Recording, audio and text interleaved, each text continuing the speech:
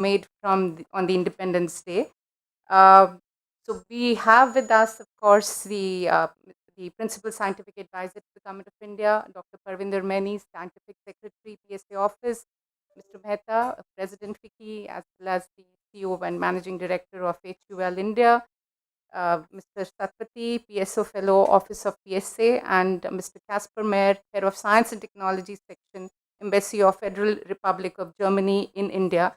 I welcome you all and I thank the PSA office once again for collaborating with us on this very important topic. May I now request Mr. Sanjeev Mehta to kindly felicitate PSA with its green certificate. This is a green way of welcoming our guests. There are trees grown in your name in one of the sanctuaries.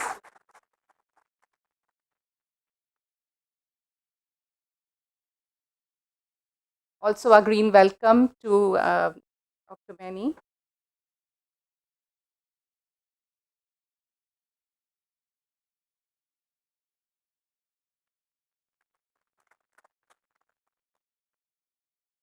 Without any further ado, may I request our President for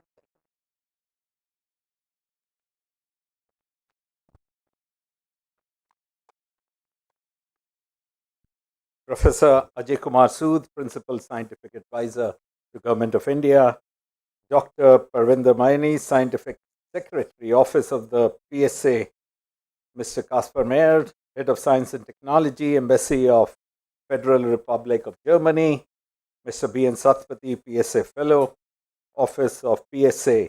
Ladies and gentlemen, good morning and a warm welcome to all of you. At the outset, let me thank on behalf of FICCI, Padma Shri Professor Ajay Kumar Sood, Principal Scientific Advisor, a renowned scientist and physicist. It's indeed a privilege to have you with us, sir. I would also like to thank Dr. Parvinder Maini, Mr. Casper Mayer, and Mr. Satpathy for joining us this morning. This engagement of FICCI and PSA's office comes at a very opportune moment. Only a few days back, the Honorable Prime Minister in his Independence Day speech had hailed innovation, stating Jai Jawan, Jai Kisan, Jai Vigyan, and Jai Anusandhan. A comprehensive innovation-focused strategy is critical for India to move to the league of middle-income countries and then upwards to a developed country. So as a country, we need to go up the value chain through innovation and cutting-edge research. This will require India to attract much more foreign investment in R&D, but also important to leverage our domestic strength. On the domestic front, the Atal Innovation Mission, our incubation centers, and our startup ecosystems have been laying the ground for acceleration. It was traditionally the case that R&D was reserved for the home countries of the MNC. When expanding internationally, firms have always needed to adapt technologies locally to sell successfully in host countries. This is, of course, now changing. Many MNCs are setting up global R&D facilities outside the developed countries that go beyond the adaptation for local markets. The company I lead, Hindustan Unilever, has one of its global R&D facilities located in Bengaluru. While India is increasingly becoming a favored destination for foreign investments in R&D, the absolute amount of inflows is still minuscule, and the share of R&D in total FDI needs to increase substantially. I am of the firm belief that to become an economic powerhouse, India can no longer compete just on cost, quality, and service, but must be seen as a world leader on technology-led and commercially successful innovation. Not only we need to create ecosystems where public R&D, private sector, academia, venture capitalists and startups collaborate, but we also need to get away from the mindset of jugaad, which essentially means less for less. The confluence of biology and technology or biotech, the demand for green or sustainable solutions across energy, mobility, and the need to design for unique challenges like water stress all present massive opportunities not just for our country, but an opportunity to lead the world with technologies created in India. In terms of policies, a holistic approach is needed to strengthen the technological prowess of the manufacturing sector, covering the entire value chain, from design to production planning to production engineering, production execution, product testing, customer service, sourcing, and distribution. We all know Taiwan has been a global hub of semiconductors and electronics, and its success can be traced to the Hsinchu Science Park. This park houses more than 400 high-tech companies that benefit from a facilitated environment, including tax incentives, R&D grants, and tax deductions, and foreign investment benefit. In India, too, the government can consider developing a roadmap for creating technology hubs in the existing industrial clusters. We at FICCI are working in collaboration with McKinsey, our partners, with the industry and a few knowledge partners to define India's roadmap for the next 25 years. As part of this initiative, we are exploring the potential of setting up innovation clusters in three areas to start with: renewable energy, smart mobility, and water conservation, with a target to make a launch announcement at the FICCI McKinsey India Century Summit in a couple of months' time. This initiative envisages implementation partners, including corporates, to co-invest and set up innovation labs, highly qualified researchers, academicians, scientists to provide technical expertise, and will also require skilled workforce, including blue-collar STEM workers. In addition, this will also need enabling funding partners, including VCs, private equity funds, and accelerators to provide private funding or business expertise. Lastly, but most critically, this will need help from the government to unlock academia industry partnerships, offer viability gap funding, incentives, land, infra, and accelerator investment programs. On the international front, India must leverage the I2U2 comprising India, Israel, the UAE, and the United States for scaling up the R&D efforts in India, which will also offer solutions to world's problems. Similarly, India must leverage G7 much more. G7 countries can invest in research, innovation, and manufacturing. The scale that India can provide for every new technology can make the technology affordable for the whole world. Lastly, the industry would look up to the institutions like the Office of Principal Scientific Advisor to set the direction for the country and take the country in the next 25 years to the next level in some crucial areas of R&D and make its mark on the global map of innovation and research.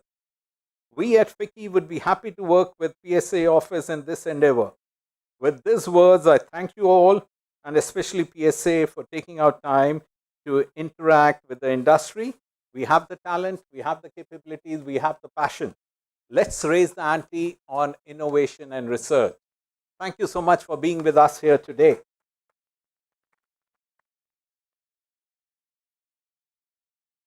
Thank you so much, Mr. Mehta. You're indeed a key champion of innovation, and we've been talking about this ever since you took the office of FICCI as the president. A very important perspective indeed. May I now request Mr. P. N. Satpathy to kindly share his views.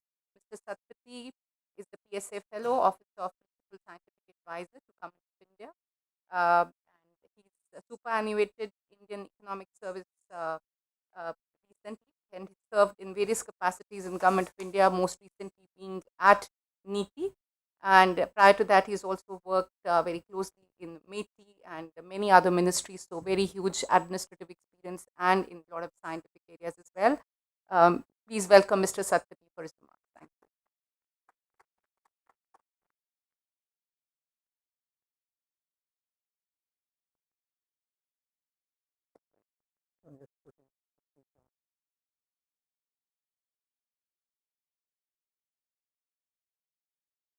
Respected Professor Ajay Kumar Sood, Principal Scientific Advisor to Government of India, Dr. Parvinder Maini, Scientific Secretary, Mr. Sanjeev Mehta, President FICCI, Jyoti B, DDG FICCI, Casper from Germany,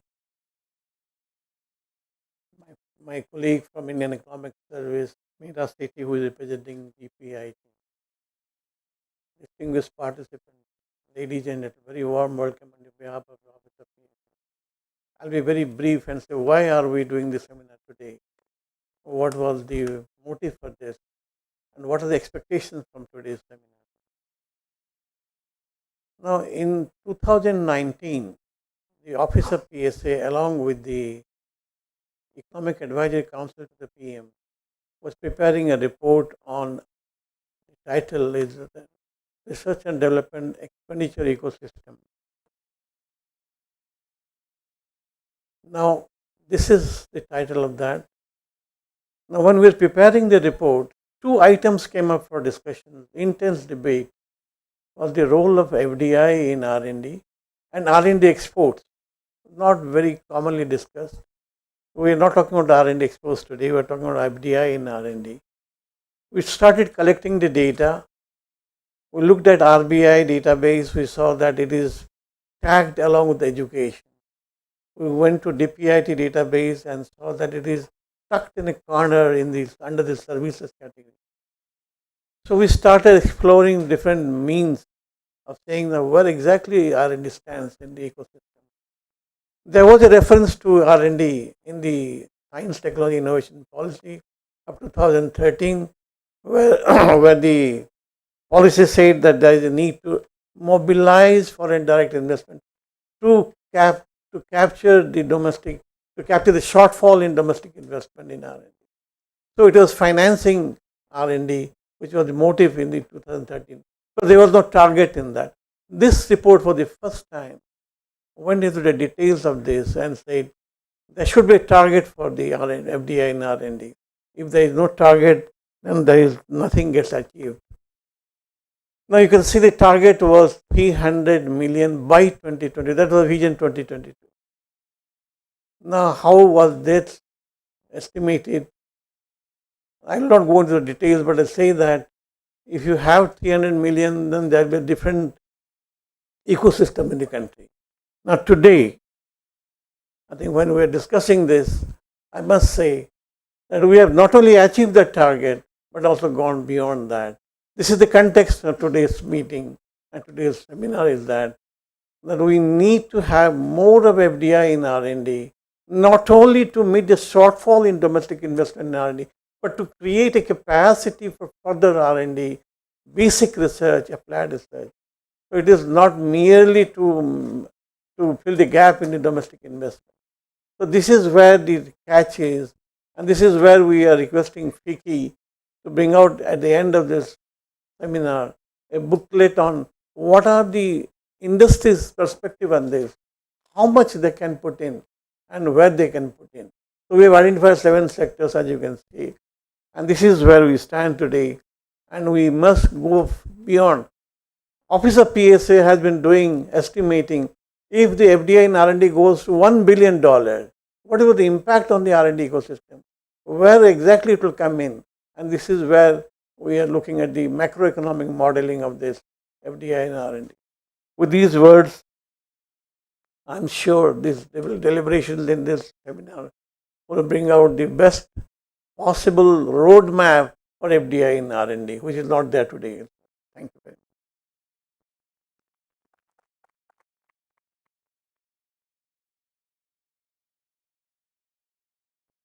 Thank you, Mr. Satpathy, for your remark and giving the background of the origination of the discussions that we are having today. We now have with us Mr. Casper Mayer, Counselor, Head of Science and Technology Section from the German Embassy in New Delhi. He is here to share the international perspective. Mr. Mayer is the Head of the Science and Technology Section at the Embassy. Previously, he's worked at the German Federal Foreign Ministry in Strategic Communication and Public Outreach, after which he underwent 1 year of diplomatic training. Germany is one of those countries that can play a dominant role in this initiative, and we do look forward to ideas on how we can attract FDI from the experience that Germany has, one of the most innovative countries in the world. So over to you, Mr. Mayer. I request you to kindly come in and request everybody to please welcome him.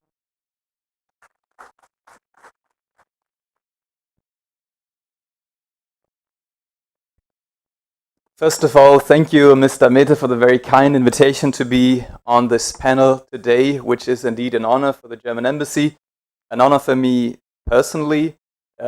Distinguished panel, ladies and gentlemen, I believe that research and development always means to place trust and confidence in the future.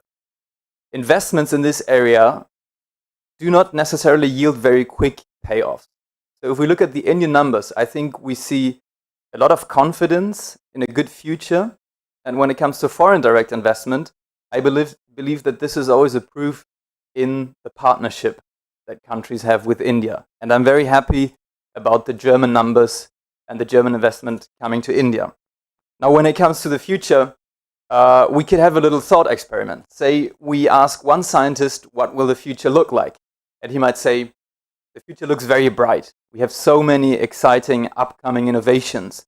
We could speak about the role of quantum computing, which already today helps us to identify new drugs and to cure diseases.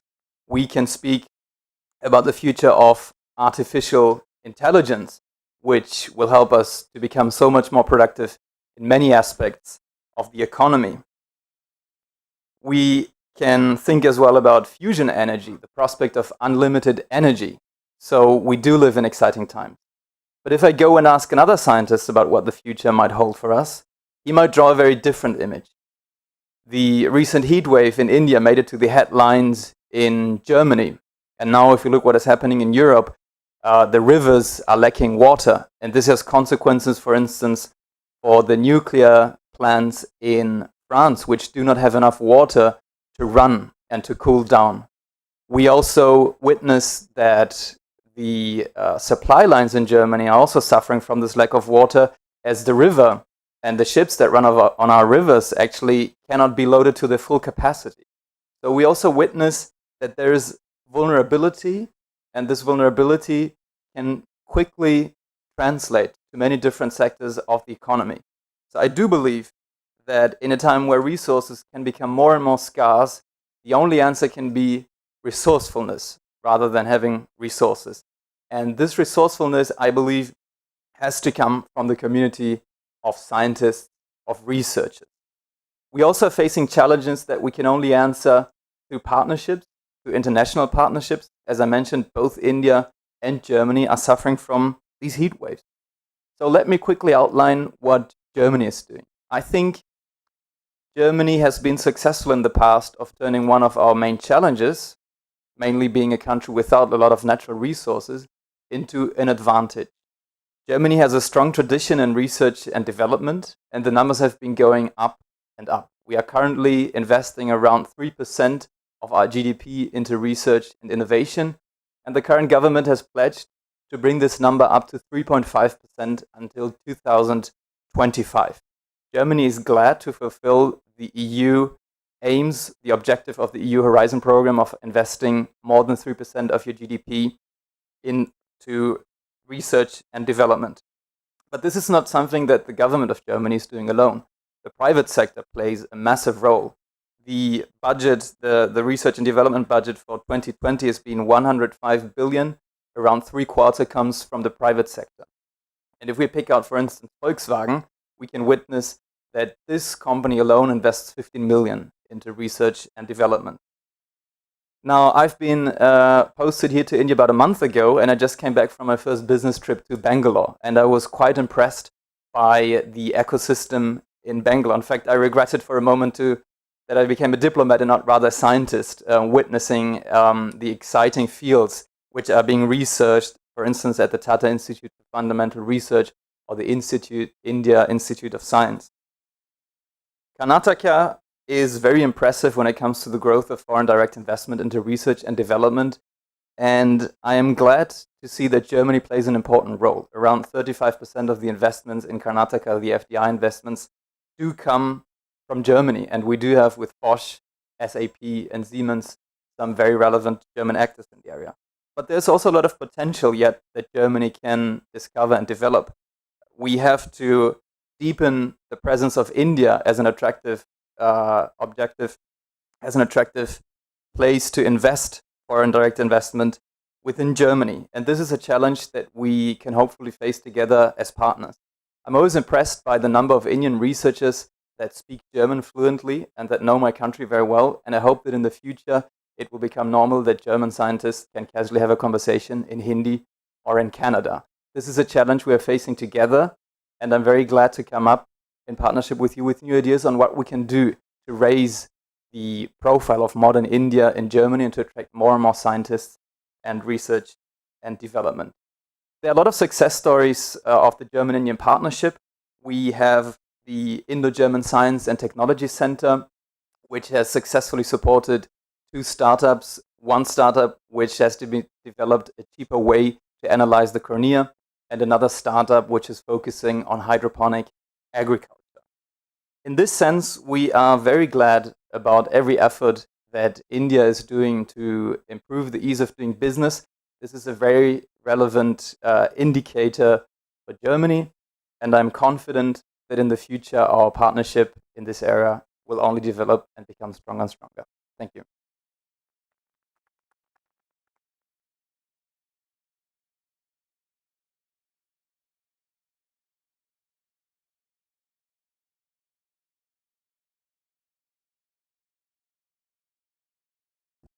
Thank you, Mr. Mayor, for sharing an international perspective, what Germany is doing and how we can really collaborate. There is indeed presence of the German industry here doing R&D, which you mentioned about, but potential of course is huge, and we need to kind of sit together to really figure out how we can enhance this inflow. May I now request if you could play the video message which has been given by Ms. Manmeet Nanda. She's the Joint Secretary at DPIIT. She couldn't personally be here because of a conflicting meeting that she had. Of course, we have with us Ms. Meera Sethi, the young IAS officer, Deputy Director at DPIIT, present with us. But in the meanwhile, if you could just play the video and get the message from DPIIT, how they can facilitate this FDI in R&D. Very good morning. As much as I wanted to be a part of the event today, I apologize and hence this message. India is one of the most attractive FDI destinations in the world today, and FDI in India has grown consistently and has been a very important part of the foreign capital and investments into the economy, contributing towards technology transfer, development of strategic sectors, greater innovation, competition, and employment creation, among other benefits. The Government of India has put into place a very investor-friendly FDI policy, under which FDI is permitted in 100% almost in many sectors. And the government continues to liberalize its investment restrictions, eliminate regulatory barriers, nurture international relations, and work extensively on easing the business environment.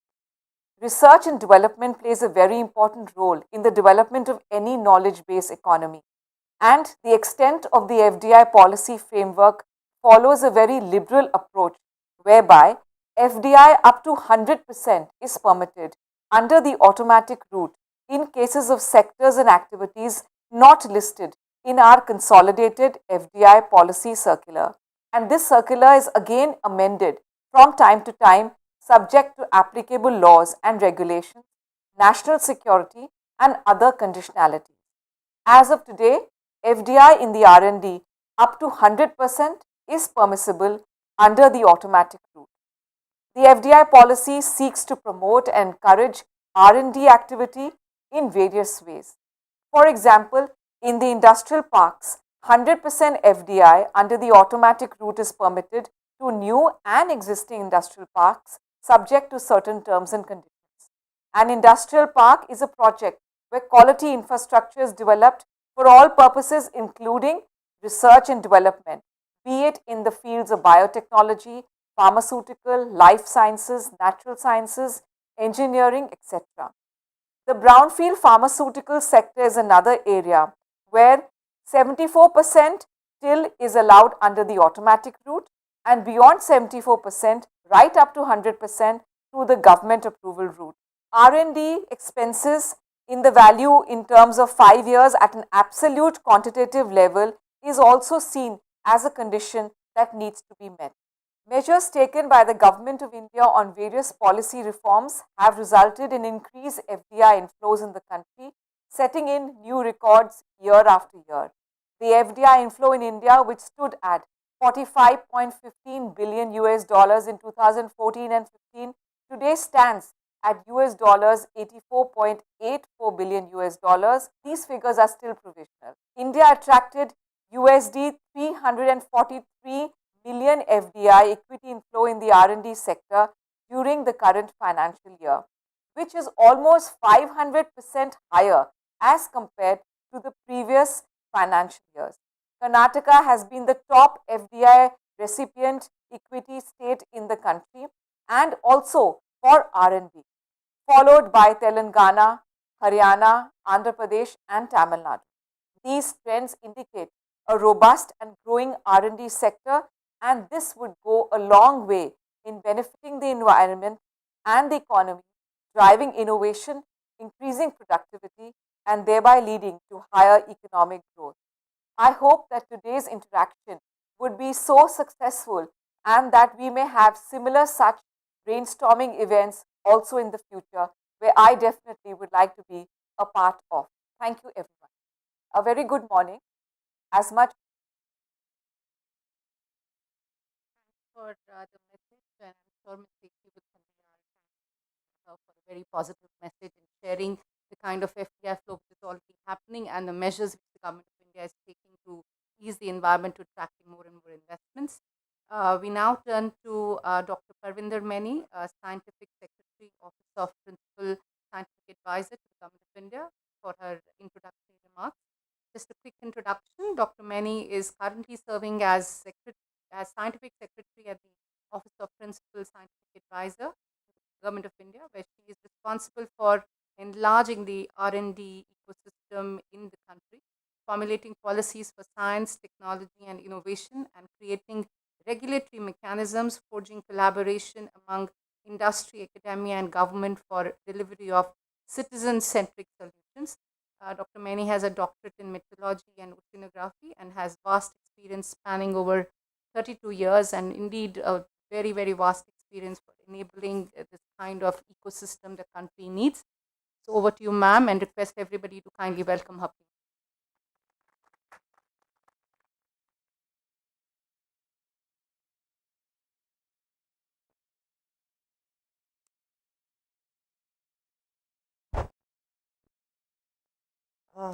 Professor Ajay Sood, Principal Scientific Advisor, Mr. Sanjeev Mehta, President FICCI, Shri Arun Chawla, DG FICCI, Mr. Kasper Mayer, Head of Science and Technology Section Germany, Ms. Jyoti Vij, Deputy Secretary General FICCI, Mr.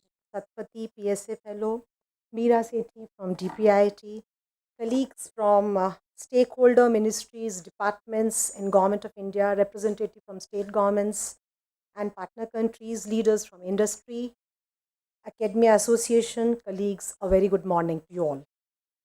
Now, with the global challenges facing us today, it is imperative that we dwell on how to increase our investment in R&D. So I'm happy that Office of PSA along with FICCI has initiated this discussion. Today we are one of the largest economies in the world, and India has made tremendous strides in its economic and social development in the past 2 decades. In fact, in 1991, when Government of India opened up the economy to invite more global competitiveness. Now, needless to say, R&D and innovation plays a pivotal role in the growth dynamics of a country.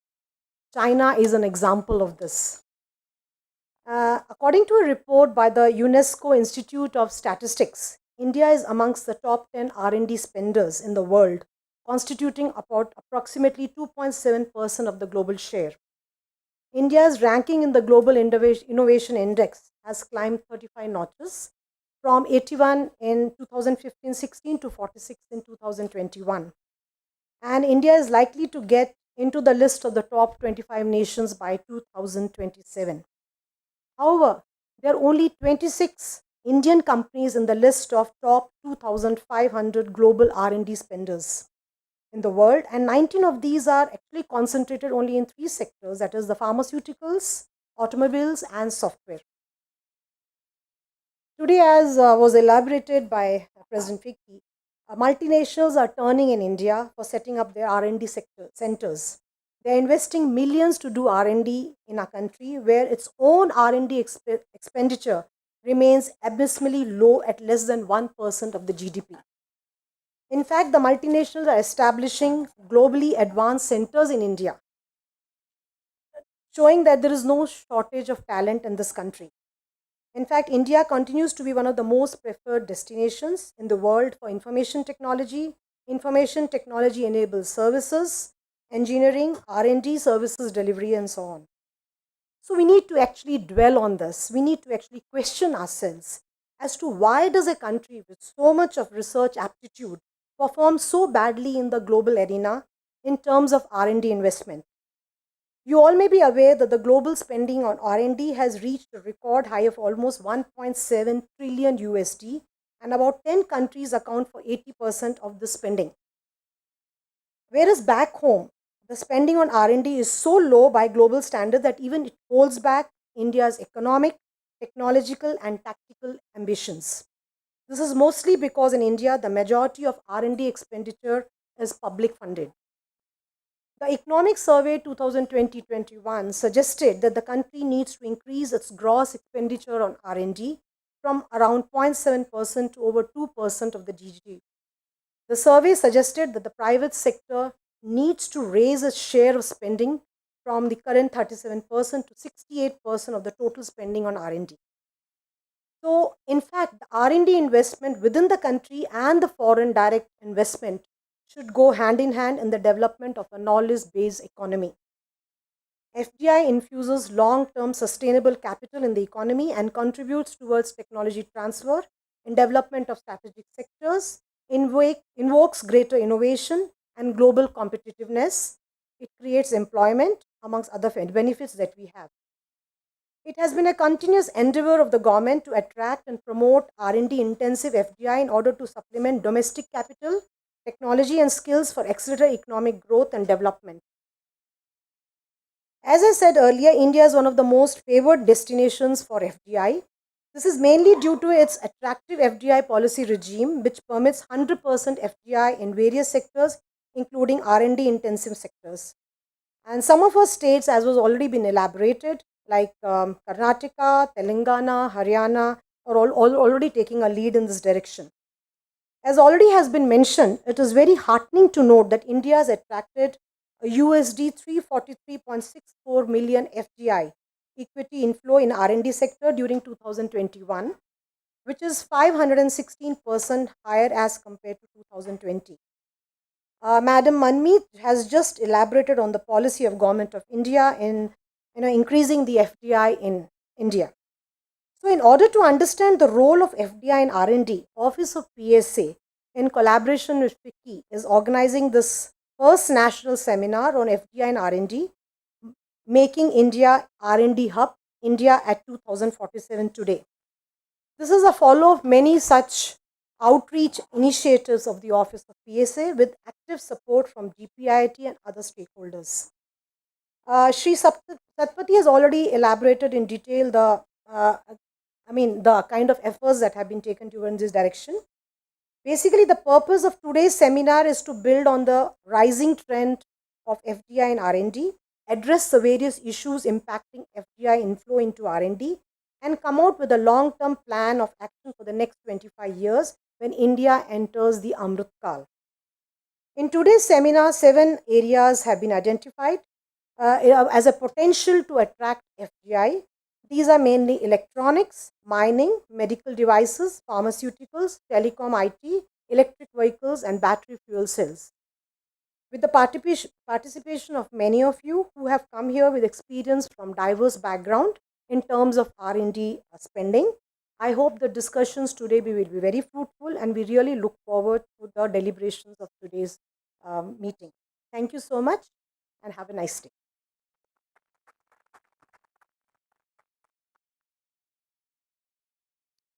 Thank you, ma'am, for highlighting that there has been an increase in FDI and R&D in the country in recent times, and what we hear from the PSA office and also from the PIIT, there seems to be a lot of hunger to do the right things to attract more and more R&D.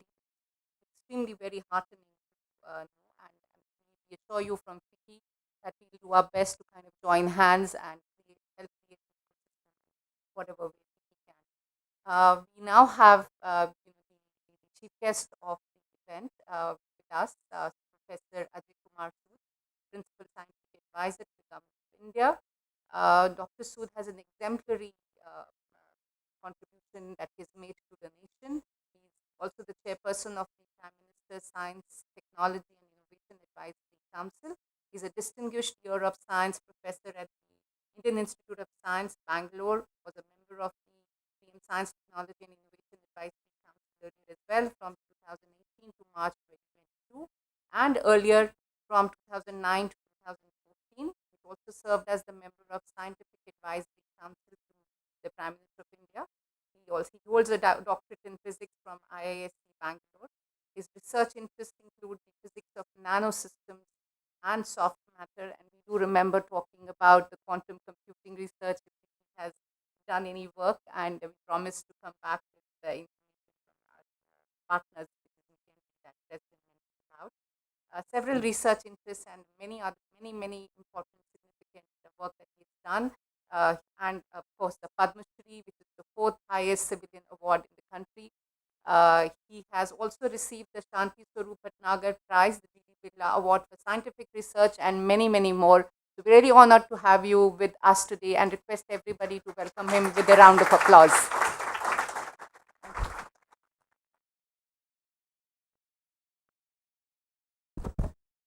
Good morning to all of you. Mr. Sanjeev Mehta, President FICCI, other dignitaries on the dais and off the dais, participants from various sectors, industries, academia, press, and all of you. So it is indeed a great pleasure and an honor for us to be a part of today's seminar, and I am so happy to be here in this inaugural session. It only reflects our commitment to this cause of attracting FDI in R&D, along with our other efforts to promote the science ecosystem in this country. So the purpose of this seminar has already been very well articulated by previous speakers. Mr. Satpathy and especially Dr. Mani elaborated. Mr. Mehta also said what is the purpose of this. So I will not deliberate more on that, but just to reflect what is the scenario of R&D in global context and also in Indian context. So we all know that the outbreak of the COVID pandemic has not only led to a global health crisis and deep economic recession, but it has also created a climate of some uncertainty about the future outlook. So how do we handle that is we all of us have to think, and this is where the R&D will play an increasing role in really addressing these challenges. So we know that at this pivotal point in our history, there are growing calls for building back better. Now, while the immediate priority might be to respond to the health crisis, which we are almost over but still not completely out of it, this is also a time to reflect on the fundamental drivers of growth and productivity. So this is a time when we should see what we have been doing in the past and what we should do in the future. So it is not only the productivity which should be our theme, but it also very critical that we look at environmental sustainability and shared prosperity. And if you look at the SDGs, which are 17 in number, they cover all aspects of our life, our environment, and we really need to see when we have the progress in society, we don't do in isolation, but really address all these SDG goals, which really cover almost all aspects of our life, and also see how we can contribute to them.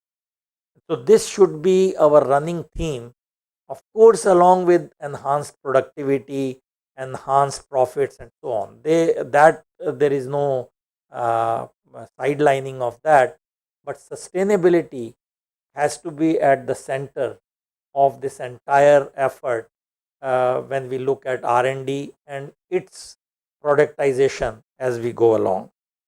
So this really calls for innovative and much needed shift in our policy.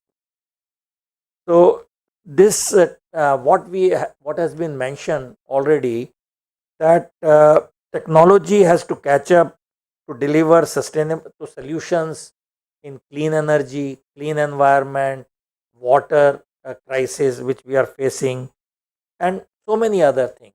And there are many challenges which we need to face. So in that challenge, of course, there is a huge R&D required. For example, the recent huge interest in quantum technology, which is really where India is at the very beginning of this whole exercise. It needs an enormous R&D push, and also it has tremendous business value. As we look at quantum communication, quantum computing, for looking at the problems of catalysis and so many other areas which are really deep impacting. We have this quantum metrology, quantum sensors. All these are the areas in quantum frontiers where enormous space is available. And I am glad to see, as was mentioned by Mr. Mayor, Germany is participating with India, and I am very sure other countries which we have interacted with are equally keen. And I am sure our young workforce will rise to the occasion, because this is a young technology and it will be seen to impact our life in coming years. It is just the beginning. It is like what you say 1985 to 1990, when IT revolution was happening. And this is the moment now for quantum revolution. So we will see that if we do not rise up to the occasion in R&D in this sector, we will be left out.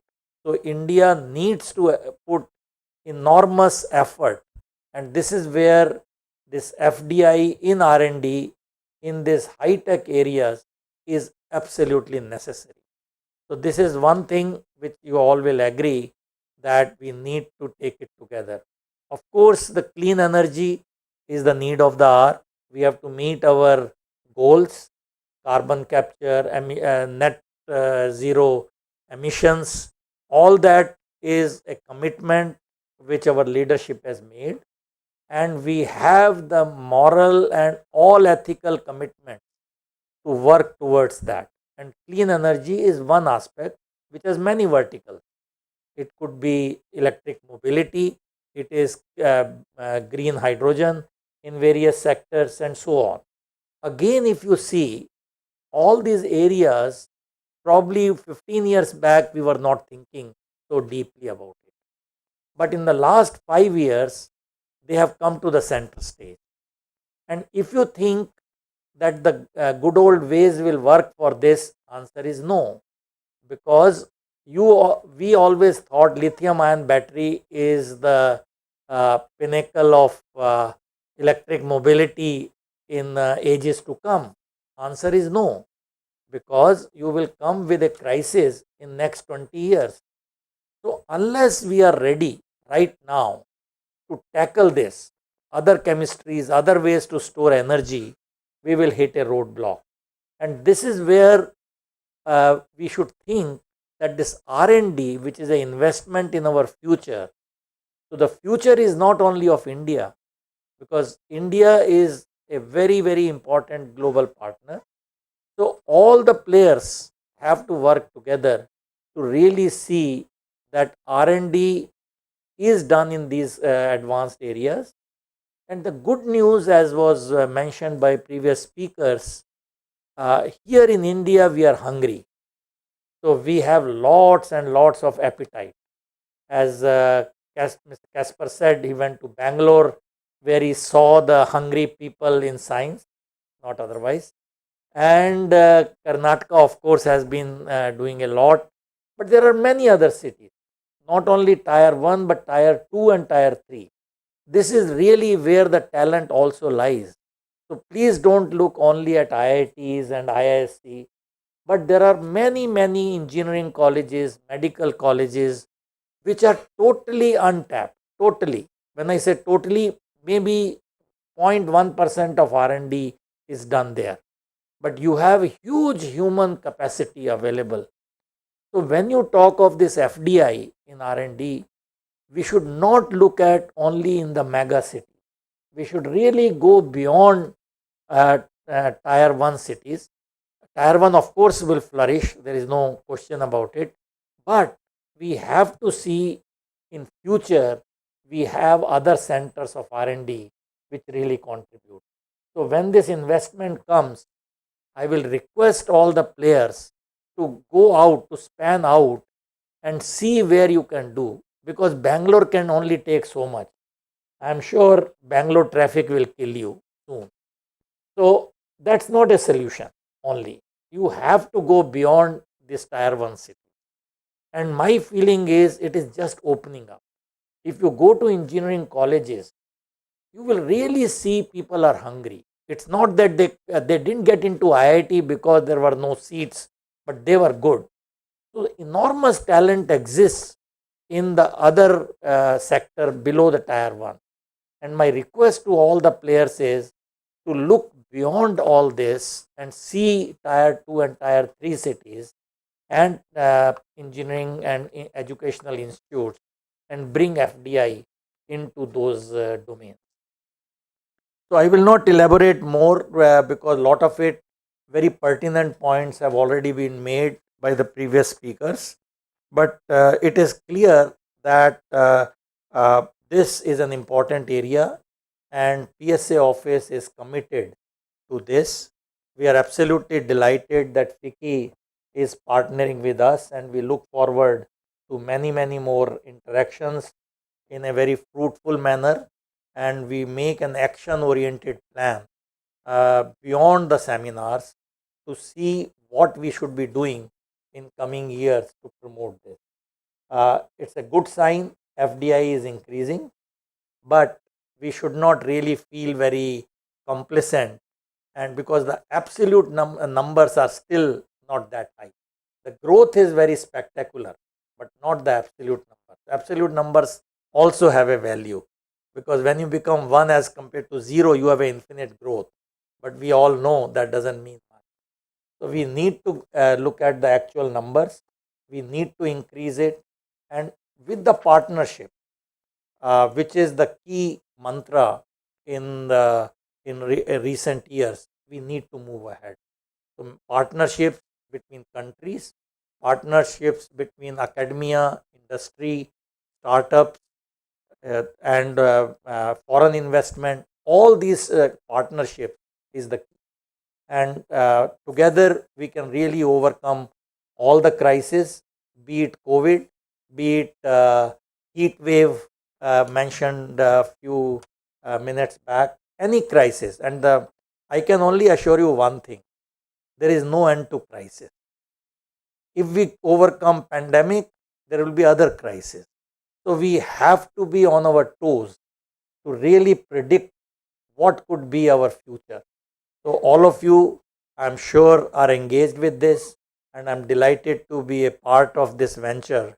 And I'm sure our office and and FICCI, all of you partners here, foreign countries, all the industry partners will rise to the occasion and really make our progress towards Atmanirbhar Bharat. Thank you very much for having me.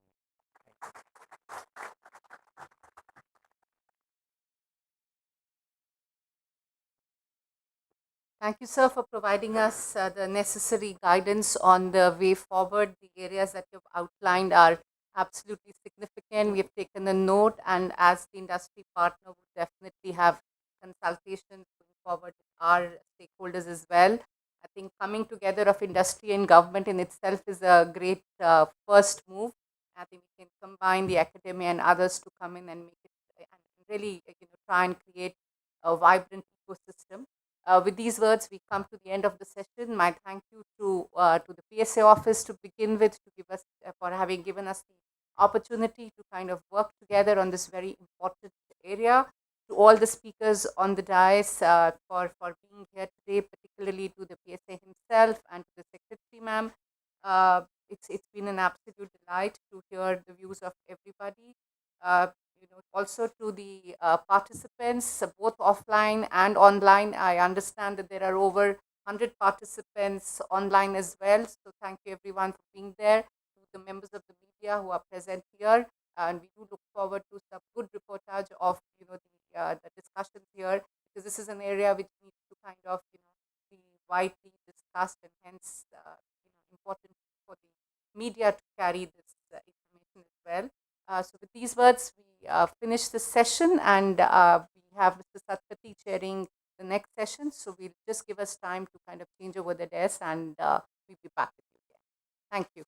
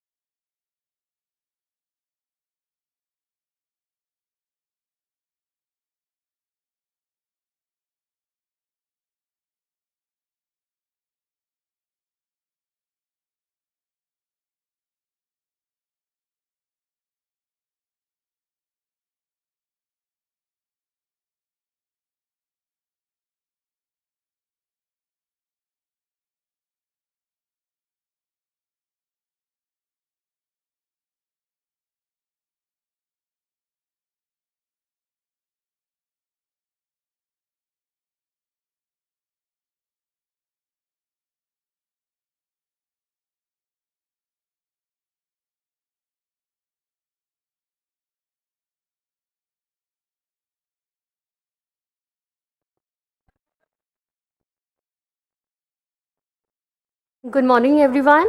Now we move to the next session, which is FDI in R&D in Manufacturing and Services. We are joined by Mr. B.N. Satpathy, Mr. K.S.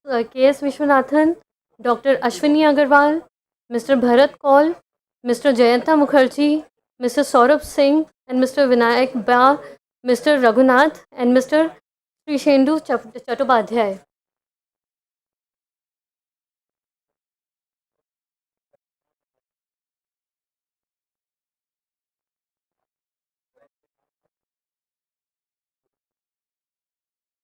good morning, all of you.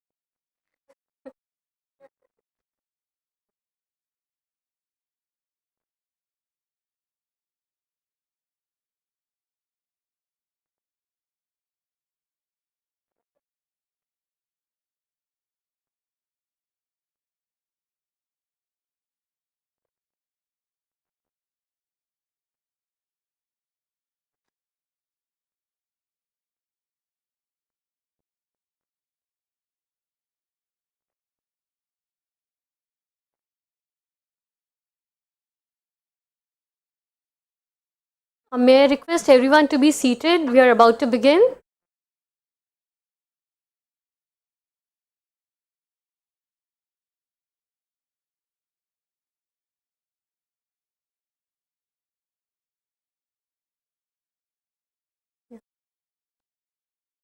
Yeah. I now request Mr. B.N. Satpathy, Dr. Ashwini Agarwal, Mr. Saurabh Singh and Mr. Raghunath to join us on dais. We have Mr. K.S. Vishwanathan, Mr. Bharat Kaul, Mr. Vinayat, Mr. Raghunath and Mr. Sirshendu joining us virtually.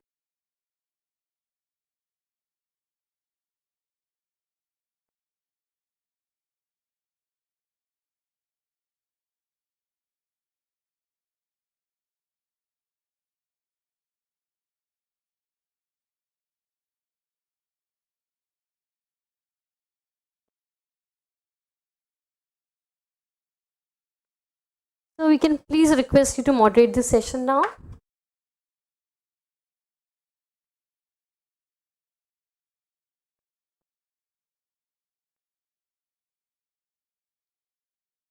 Yeah, welcome to the first session of this scientific session of this seminar. And the focus of this is on manufacturing and services. Now, when we discuss this with the panelists, distinguished panelists here, the focus is not on manufacturing and services per se, but on R&D in manufacturing and R&D in services. This is something that we found when we were preparing that report, that FDI is coming into all sectors: steel, fertilizers, electronics, like computer hardware, computer software, and many other construction activities and so on and so forth. But R&D was a part of the services thing, so as if it is something in an outlier kind of thing. It is in fact integrated with every sector of the economy, whether it is agriculture, whether it is horticulture, whether it is manufacturing, whether it is mining, whether it is services. So this is the difference between any other FDI. Suppose it comes to steel, it is particularly for steel manufacturing. So we need two kinds of information in this. I mean, I'm sure the panelists will be speaking about this aspect only. So I will request the panelists first to introduce themselves one by one, and then I'll start first from my left and then go to the right.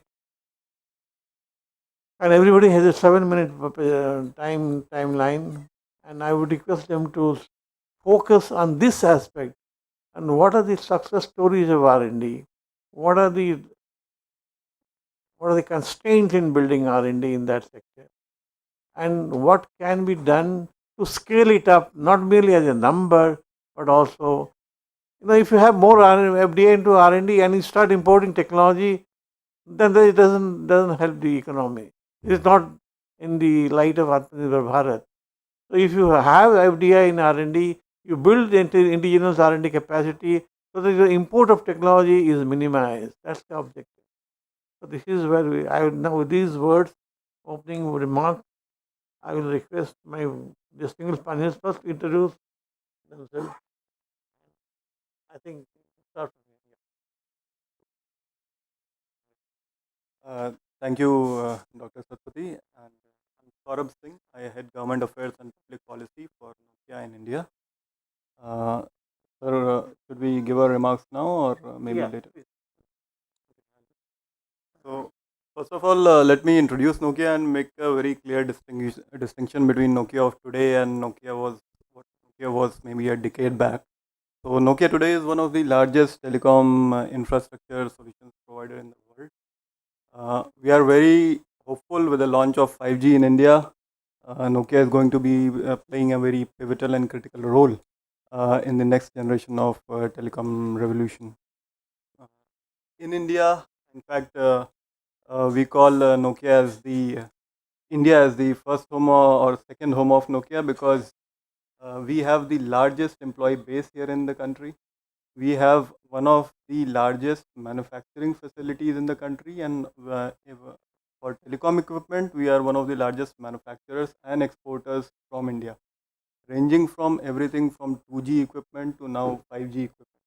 In fact, we were manufacturing and exporting 5G equipment from India even much before 5G was launched and was even planned to be launched in the country. And this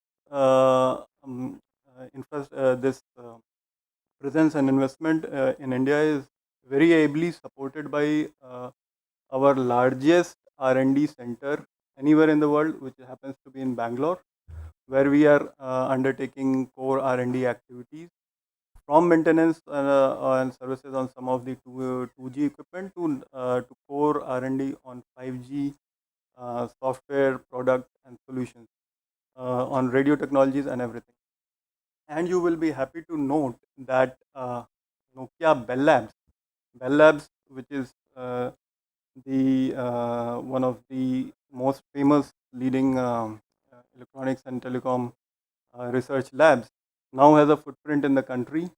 Bell Labs has 9 Nobel Prizes to its credit. We have a footprint in the country. Bell Labs has a partnership now with Indian Institute of Science, Bangalore, where we have set up a lab for network robotics, where we are undertaking research and R&D on everything from drone communications to 5G use cases, to of course robotics and automation using latest and advanced telecom technology.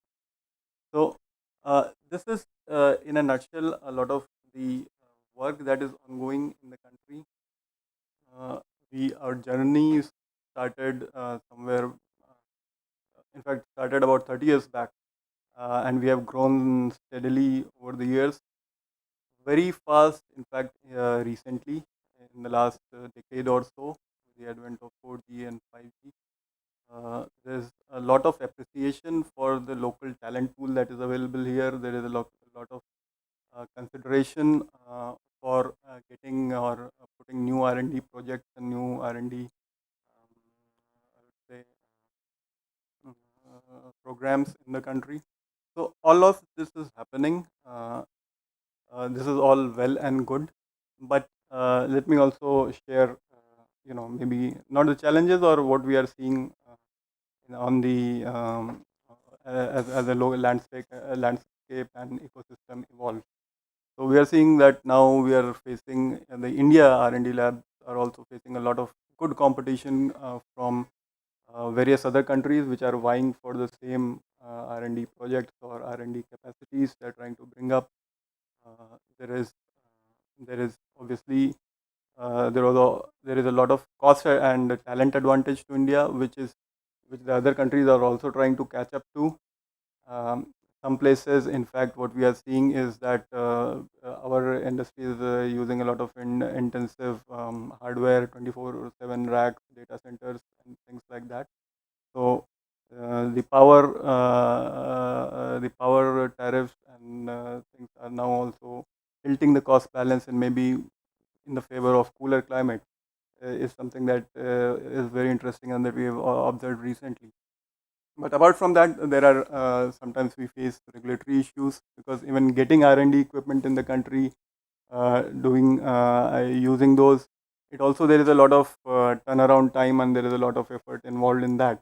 And sometimes we have seen that some of the new projects or some of these things are dropped just because we are facing or seeing a lot of regulatory challenges.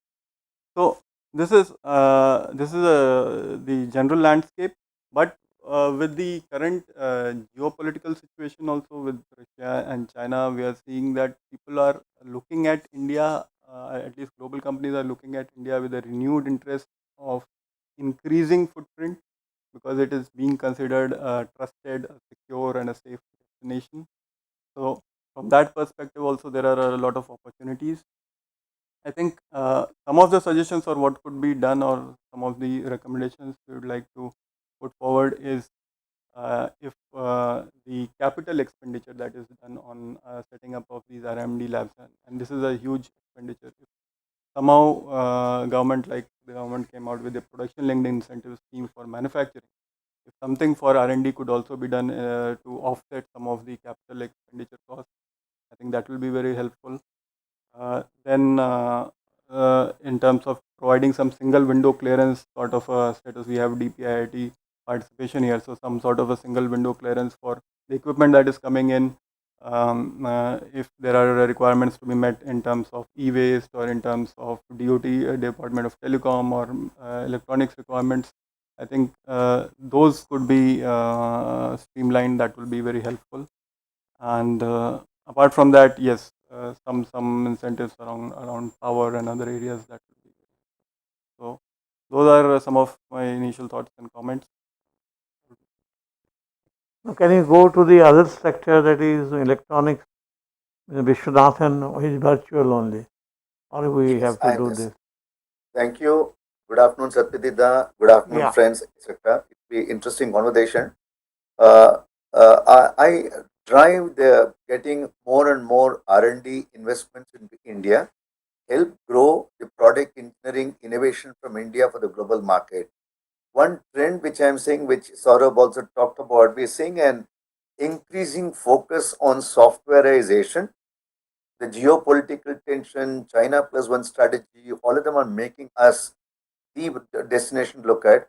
Every product is getting intelligent. Every product is developing a certain persona system, and the market is moving towards contact-like system. People are looking for more software capabilities built in system. Just as an illustrative example, this Siemens is a company in Germany. They are completing 200 years of the existence in 2047. While they are 2047, they would like to be seen as a software company, not as a hardware product company. They are gearing themselves to do innovation, R&D, everything from an area where the software exists, which undoubtedly is India. So people are looking at India as the best one to do across, which is taking place. Secondly, in the last 2 years post-COVID, the demand for innovation, demand for product development has also gone up, with software embedded more and more into it, and that is also leading to fueling demand from India, which is taking place. The challenge which me and Satpatita has been talking for quite some time, India's GDP, India's R&D spend to GDP is just about 0.8%, vis-a-vis some of the developed countries having said 2 to 3% of the GDP is given on R&D. Even this 0.8%, 0.6% is largely government spending on R&D. The corporate spending on R&D, as per the data, is low. The reason for that and what some of the strategies could be adopted to build it up. One, of course, is a ease of doing business. One, of course, Saurabh talked about importing prototype for R&D and bring it back, etc. It is completely tough. I'll just give an example. Government of India has just recently announced that no more import of drones, no more import of drones for any purposes. A good, valid, welcome decision. However, when that a rule is applied completely, even for testing purposes for many multinational corporations, Indian companies, to test for the global customers, becomes increasingly difficult not to get a drone with a developing drone for the global market. At best, it remains a simulation. Simulation has got its own challenge. So those kind of ease of doing business. Second is, do you know, for example, sir, and my fellow colleague, India is already doing a lot of innovation work. For example, the data which is not known to you all public, it is a public data, it is a data which has been shared. Samsung has got 3,200 patents filed in India. 1,100. Mercedes Benz has got 1,100 patents filed in India. IBM has got 930 done in India. Philips has got 710 in India. Samsung has got 100 PhD fellows, technical fellows in India. Mercedes Benz has got 1781 employees with PhD in India. And Verizon has got 240 PhDs in India, all doing R&D work. Many of the aircraft business for from a nose to the nose to the tail in aerospace business, the fairly large amount of R&D work is happening from India. So in the automobile, even in the automobile segment, India has become the automobile innovation hub for the world. A complete automobile car, except for the powertrain, everything is done in India. The people do not want to talk about it because the procedure what we have in India, which we request the office of Satpati ji, we request the office of Principal Scientific Advisor, if we can take here the industry voice, what difficulties they have, take us to the finance ministry and help us resolve a consistent transfer pricing, a consistent notification in terms of advanced pricing mechanism, consistent notification in terms of in the emerging technologies, reduce the transfer pricing. Next 5 years, all these people which I'm talking about will start talking about the R&D work what they're doing from India. This is one of the asks. Second ask is our story is very well known, but we have not narrated the story very well outside India to get more and more investment on the kind of R&D because reasons which I said so. This is an exercise which NASSCOM is doing for the tech industry in the industry that we represent. We are compiling the story and more stories will come out if we reduce the ease of doing businesses. Last but not the least, to increase the collaborative R&D, I've been talking to several educational institutions. The government has got enough fund. The fund has been given to educational institutions. Somewhere, the collaboration between even Principal Scientific Advisor talked about is that the educational institutions and the industry level connect has not happened. We are conceptualizing a plan in areas of mobility and control, mobility, energy and climate control in industrial 4.0, X.0, and say the industrial automation. We are creating a platform for innovation supercluster where the collaborative industry can join together, work with the government on a matching grant basis, have necessarily academic institutions participating, create collaborative innovation. I think, in our opinion, that is required. We require support on that. Be happy to share that. Last but not the least, just the way the India stack got created for inclusivity for financial services segment, here is an opportunity for all of us build. NASSCOM is already working on this project in our engineering and design community to create an IoT stack, AI IoT stack, which will lead to accessibility for multiple segments, healthcare and other segments to take use of the common open platform, common open domain, common open data sharing to create a platform which can be utilized with multiple taking place. Lastly, another area what we require, our strength is talent. We want to increase the R&D, F&D in electronics and tech in India, leverage the alternate talent pool that we require. Indian engineering industry in the R&D side and all the tech side employs in the innovation side employs close about 600,000 people.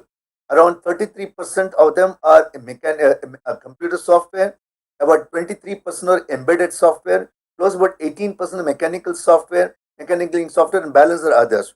So what he is saying is, can we create common curriculum, common assessment, common certification, work with educational institution? The demand is for 1 million people more. We create talent, we create ease of doing business, we create a public platform. The way we create a public digital platform, we believe strong, and the narrative is stronger. We will invite more and more and more R&D to the country. It's all low-hanging fruit. We have everything ingredient. We just need to work together. That's a concept of innovation supercluster that we built. I stop here, Satpatida. Thank you for this opportunity. Thank you so much. Thank you. Mr. Raghunath, I will come to the third sector, metals. Just what are the top 3 recommendations that you would like to give to the government? Sure, just Sure.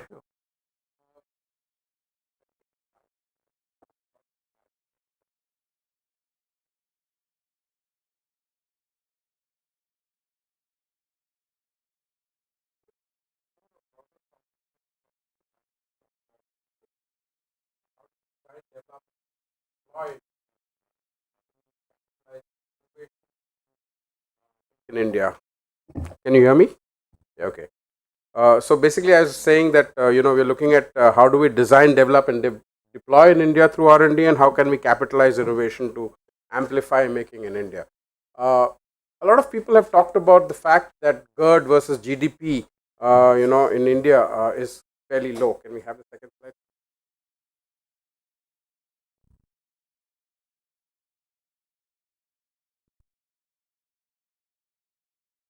Yeah. So if you take a look at it, I mean, of course, USA, Germany, Japan, they lead the curve. They have a long history and a strong foundation for R&D. But even if you take smaller countries like Israel and Singapore, they are way ahead in terms of GERD to GDP ratio, which is basically the gross expenditure on R&D. India spends, like what everybody was saying, only about 0.66% of its GDP on R&D efforts. Clearly, innovation is where we need to, recalibrate our efforts on what we are going to do. And I thought it's interesting if we take a look at how Singapore has looked at this journey. And, from a modest fishing village, it is today a global innovation hub. Can I have the next slide, please? If you take a look at their journey, I mean, early on they decided way back in the 70s that, industrialization would require massive capex and a trained workforce, which they didn't have. So what they did was they made tech and engineering innovation a core part of their educational syllabus. Then they attracted global investments in tech and allowed people to bring in super specialized talent. They also made sure that the Ministry of Science and Tech was merged into the Ministry of Trade and Industry. What this helped was to see that economic growth was measured alongside innovation and R&D. Of course, then the government has doubled its funding on National Technology Plan. It's signed FTAs with a lot of countries. And since 2010, they have created the Research, Innovation and Enterprise Plan, which helps the startup ecosystem thrive. And that's one of the reasons why they are number 8 on the innovation index globally. Let's take a look at what the current situation in India is. Despite being one of the largest economy, our R&D efforts require a new innovation roadmap. Can we have the next slide, please? We are one of the lowest spenders of R&D globally. We have too many engineers, but like what people were saying earlier, we have too few patents. Even among patents filed in India, 2/3 are foreign applicants. There's this curious case of innovation in India which can be summarized as the flip side of not invented here, which basically means that inventions and innovations come from foreign companies, and we focus largely on being a best cost production base. Beyond taking pride in Jugaad innovation, we should probably focus on design and development in India, not just make in India. Like the efforts that we're doing in the semiconductor industry, where we have a design linked incentive. There are so many opportunities in digital, such as digitalization, such as AI, ML, and advanced manufacturing techniques like 3D printing, which hold a very strong potential for India. If you want to monetize, if you map monetization versus innovation, can I have the next slide, please? And you look at the traditional paradigm and how we can look at the new paradigm. We need to move from the areas which are our traditional paradigm, which is basically things like job work or process outsourcing, repetitive tasks, call center and support, or software coding. And if we look at 3 levers, which is basically analytics, automation and additive manufacturing, and we go into the new digital paradigm of 3D printing, RPA, or that is robotic process automation, and anything as a service solution or data driven models, we will find that our value addition goes up, and we not only move up higher on the monetization scale, but we also go higher up on the innovation scale. The government, of course, is also looking at creating 50 India specific technologies for material, machine process, software to make India a 3D printed design and manufacturing hub. And frankly, apart from ThyssenKrupp in India, a lot of global industrial giants like Bosch, Schneider, Honeywell, Siemens are all expanding in India. And there is, of course, a PLI for robotics and automation and IoT that is work in progress right now. And if you take a look at analytics, you'll find that jobs requiring data science skills will grow by about 28% by 2026, which is what the National Development Council has said. So, if you take a look at what's happening in India and you compare, let's say, two cities, which is Singapore and Bangalore, what happens? Can we have the next slide with? We find that despite very low R&D spending, several cutting edge technologies are present in India. And if you take a look at these technologies, which is, the AI, ML, additive manufacturing and robotics, computer vision, AR, VR or augmented reality and virtual reality and energy storage, we actually score much higher than Singapore. I mean, and this is something that the Economist talks about. Among the 24 hotspots in the world, Bangalore is the only Indian city that holds strong innovation advantage in these 5 areas. The areas we are talking about are artificial intelligence, machine learning, advanced manufacturing, robotics, computer vision, augmented reality, virtual reality, and energy storage systems. Except for energy storage systems, a lot of what we are doing, what I talked about, is what we are doing in India. Can I have the next slide, please? Which is through our tech center in India, where we are actually just doing two things. We are actually making our products smarter, and we are looking at how we can deliver digital services. So we basically are a tech center, which is a captive tech center for TK businesses globally in data analytics and software engineering. And we act as a startup to validate use cases and build products. I mean, we have a lot of examples like digital twins that we've built in the country for edge computing solutions that we have got in the country. And as I'm part of the region APA, which is basically Middle East, Africa, India, Southeast Asia, Japan and Australia, we also have a tech center. Just to give the top 3 recommendations. Yeah. Okay. So we also, okay, can I have the next slide, please? We also have a additive manufacturing where we have successfully digitized, printed, tested and delivered 3D printed parts to global engineering giants. But now let me just come to the 3 recommendations that we were talking about. Can I have the next slide, please? What we are saying that is a roadmap is required to foster innovation culture, and there are 3 pillars to this. That's what we are saying. One is innovation, and here we are saying that maybe we should look at how we can create industry ready talent, which is following the example of, let's say, the German dual system education system that is there. How can we look at government funding for academia to drive research in nascent technology areas? And in terms of incubation, can we look at how it can private sector or FDI can be incentivized to set up incubation parks in top tier universities and educational institutions? And also, how can we incentivize them to fund entrepreneurship development cells in universities and institutes to promote mature stage research projects? I mean, this is something that's happening at a smaller stage, but how can we incentivize more of this? And finally, in terms of investments, there are 3 points that we have. One is saying that can we have policies and fiscal incentives for industry to upgrade to industry 4.0? The second is, can we provide fiscal and tech support to modernize MSMEs, not just in the tier 1, but in the tier 2 and tier 3 cities? And the last point is, can we look at creating an SEZ like program, which will be called the Special Innovation Zone, which therefore makes it a lot more interesting for people to invest in the country. Thank you so much. Now, may I request Ashwini Agrawal. Thank you, Dr. Satpathy. And friends, a quick intro. I am Dr. Ashwini Agrawal. I work at a company called Applied Materials, and we recently announced a $250 million expansion program in India. And if, as I explained the country's business, it's entirely contract engineering and R&D out of India.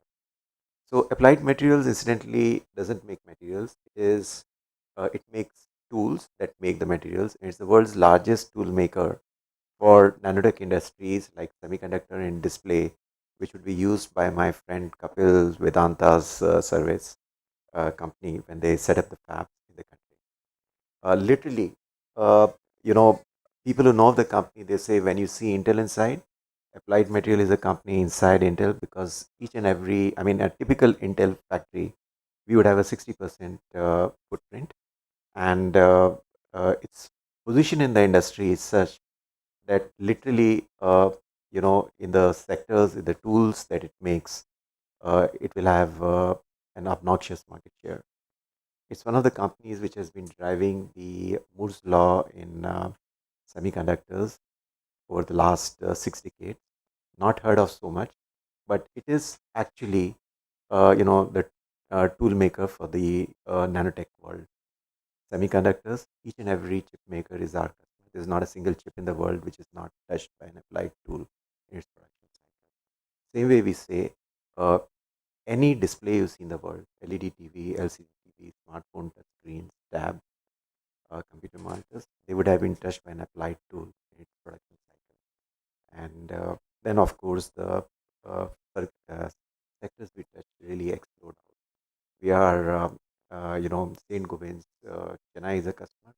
Their energy efficient glass is not a film pasted on a glass, it's a nano coating done with our web tools. Until chips package you open, the alu layer you see inside it is not a film pasted there, it's a sputtered coating with our web tools done by customers like Uflex or Jindals. The color chaining thread you see on the currency note you handle could have been done by some customer of ours for that highly secure process, and so on and so forth. India is a global engineering center.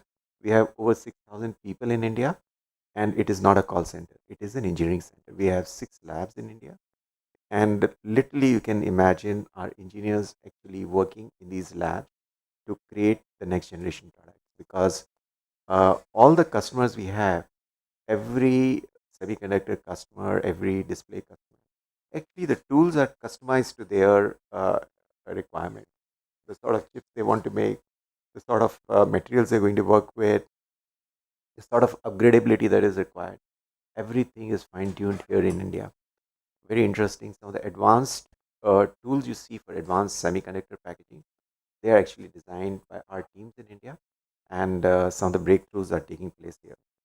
So let me switch back to where the intersection takes place with this topic. So we are entirely engineering and R&D here. Our investment is entirely engineering R&D here. Very happy to say that I would say we are a good success case study, because we have grown from 1,600 people a few years back to 6,000 people as of now, and hope to rise to 10,000 plus on our plan for the next few years. We have bought land in April after an announcement already. Uh, uh, we have bought $50 million worth of land in Bangalore for our expanded campus. We have also taken parallelly uh, property on lease, which has been activated now with the new capital tools moving in, teams recruited in, as a bridge lab till our main campus gets built. The project will keep on getting expanded out there. The insight here is it's a big, success story. Yeah, the big success story for India, because the metrics have been very good. Our GST returns have been over 99.99%. Our import debt sort of has been exceptional. We are an AO Tier 3 cleared partner, and all our labs are DSIR approved. In fact, you walk into any of our labs, if you could, you'd find that they are like mini factories. Okay, and there's a lot of interesting work happening out there. The patents are rising from India. We have an engineering week celebration later in September. As an engineering company, the high is exceptional. So where are the opportunities for growth when everything seems not so good? The 2 or 3 points that I want to raise, I think there is a need for increased collaboration with the Indian R&D ecosystem. We broke through some of the glass walls. We have done projects on solid state batteries with Ministry of Heavy Industries, Sikri Chennai, our labs in IIT Bombay, and uh, you know we received a lot of pushback in that era. This is MNC. How can we do R&D with it? Okay, we have crossed that with some of them. Now and then, when we look at ideation, first of all, we are a serious sought out partner in the ecosystem, because we have given over 100 crores in grants to the Indian ecosystem, academia, for different labs and grants for R&D. But it is a fact that there are a lot of places where we would love to work, and suddenly we get a pushback. This is the MNC. How can we work with it? I think there's a need to create a mechanism to address these mental blocks. We need to have a steering committee where such inputs are taken, and perhaps targets set to such institutions to break through these glass walls, because there are opportunities to take R&D innovation to a different high by cross collaborating and taking it to the larger market. The second thing which is there, I want to say, is talent. And we do struggle for talent. We have grown, but it is not an easy thing. And in our own HR presentation, the presentations are titled War for Talent. Okay, we fight with our peers, whether it is, I'm sure TKP has that experience also. It's not that easy getting talent. And our talent requirements even step up. First of all, I would love to have plasma engineers, if they are available, get recruited in our company. Geeky put on its side that it needs people with experience in optical lithography. There are people we might want to speak who have a specialization in atomic layer deposition. Now, these are not designed, okay? And I hate to sound a little caustic on it, but there seems to be too much of focus on design and software in India, and that's been its bane. If you really want to get into a make in India thing, you need to go beyond design and look at hardcore manufacturing. And you have to realize that is the missing piece which has been constraining India. You've done already a lot of design, but you need to get into it. So break that mental block and really look at creating your talent pool for these next gen technologies. It's a big option. And yes, the growth will happen. The Indian ecosystem will happen. Innovation ecosystem. Thank you. Thank you. We have 15 minutes and 3 more panelists. Can you come to Mr. Bharat Call? Mr. Bharat Call available. Yes. Yeah. Just 5 minutes. Okay, I will try and do this quick. I'm part of Intel's research arm called Intel Labs, and we've been here for 15 plus years. We have collaborations globally as well as in India. And what I wanted to bring to attention was an opportunity that I think we are not doing enough about. Whereas, as I see working along with global academic and research institutes, I can see the difference between what's happening there and how we are pursuing what we are doing in India. And I want to kind of quickly walk or the audience here through that opportunity. So, so what will we miss if we don't? So I think one of the things that we need to realize is the balance of decision making is shifting in the technology.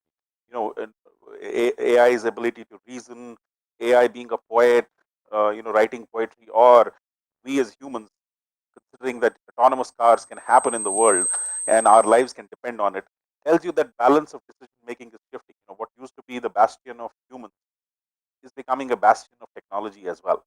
And what does this mean? I mean, what this means is we know very few problems in the world really actually have an equation, and a Newton or a science Einstein comes along and gives us an equation and says, here's how you can solve things. Most problems in the world don't have that equation, but we do have a lot of data for those problems.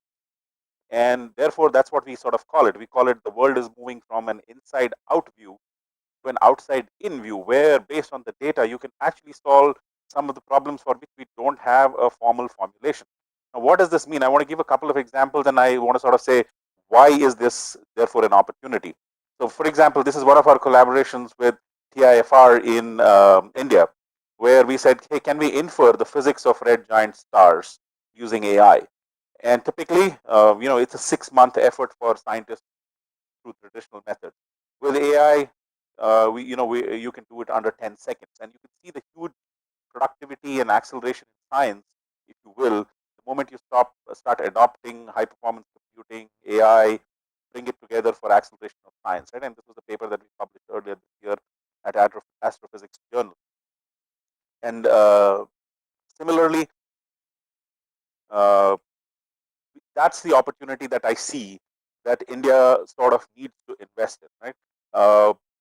Whether these are problems related to climate change, whether these are problems related to chemistry, whether these are problems related to fluid dynamics, whether to biology. Biology is next supposed to be a multi-trillion-dollar industry over the next decade. These are all complex phenomena where we are never going to have necessarily straightforward science physics equations to solve these things completely. And brute force physics computation is still a decade plus out to really get there out.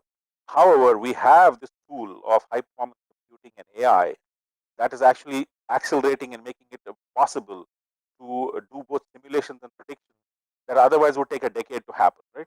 And we need to be able to take on these moonshots, if you will, that help us make these accessible. And this is an example of our collaboration with, Mila. Mila is one of the big AI institutes in the world, where, for example, if you look at the chemical space is 10 to the power 60 molecules. And we are sort of saying, hey, if today you do physics-based simulation, you can basically search 10 to the power 9 molecules. That is about the size of internet. Internet is of that scale, 10 to the power 9 web pages. And the moonshot that we've taken with them is, can we do 10 to the power 18, and can we make it computationally feasible, bringing together high performance computing and AI? Now, today we are obviously applying it to drug molecules, but there's nothing stopping us from applying the same underlying technologies to better battery technology or better protein design, for example, tomorrow, right? The underlying technologies will remain the same, and these are the kind of moonshots that I think are happening out there. It would be hard pressed to find in India. And the problems we solve in India, there can also be scaled globally, and that is the opportunity that I think we have in front of us, and many of the panelists touched upon it. The baseline is not good. I mean, we are completely missing from adopting large-scale computing, whether it is supercomputers that we have seen. We don't really figure out as a computing power. We are certainly improving on the paper side. A lot of folks talked about spending and patents. I'm not going to touch upon it in the interest of time. But I do want to give an example of, here is something that we have worked with over the last 6 years in India. In addition to whatever Intel does, we're a completely R&D house. Something that we partnered with academic institutes, government of India, industry partners, and bringing a problem of saying, hey, can we eliminate accidents on the road? And can AI as a technology help? And we are sort of not only focused on the pilots going around today in the country, where there are in-vehicle alerts to reduce accidents. We analyze where accidents happen and why, where the probability is high. Can we track, therefore give input to engineer those places differently, and can we improve infrastructure, right? All of those things are happening today in the country, and this has been almost a 5-6 year effort of research and development along with multiple partners, right? So this is what I want to end with, though. I think FDI and R&D is a great idea, but we must lead with investment. We have to think big and invest in our future, and FDI will come. So here's the framework that I would say that I see happening outside that I would love to see happen in India. Right? We should set up a mission for a Zeta scale leadership vision for ourselves in 2028. Exascale is already happening. We don't have that in India, but it's possible that we can do that in 2025. But set a Zeta scale vision for ourselves in 2028 and say we are going to bring computing as a tool to problems that are hard to solve otherwise, right? That can come within the purview of computing and accelerate sciences in general. Create mission mode interdisciplinary moonshot in next $1 trillion opportunity. And AI for sciences, digital biology, chemical sciences, simulation. These are all opportunities where we are going to see massive transformation over the next 10 years. What is needed is that we create a research hub that brings research institutes, academic institutes, and industry together. And the previous panelists touched upon the talent, and I can't agree more. It is so extremely hard for us to find the right talent in India. It takes months and months to hire the kind of talent we are talking about here, because these are the kind of problems we'd love to solve, right? And this is about bringing science, computer science, software engineering systems together. Not much of it actually comes together in India. I would also say often when I talk to my academic partners in India, privately, and I'm sure all of us know, they would love to see better ease of doing research. We talk about ease of doing business, but what about ease of doing research? Measure outcomes, don't do bean counting, that would be fantastic. And I think our previous panelists suggested this. We run into these problems as well, and I see, for example, US and EU very effectively partnering with multinationals in technology development. I think we should leverage that opportunity as well. Partner with industry, and we are open for partnership and collaboration to make India an R&D hub. So Thank you so much. Now, two more panelists, Mr. Vinay Ba, then Mr. Kesavan. Vinay Ba.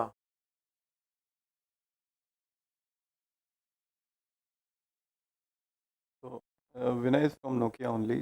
So Okay. Then we go to Mr. Chattopadhyay from ArcelorMittal.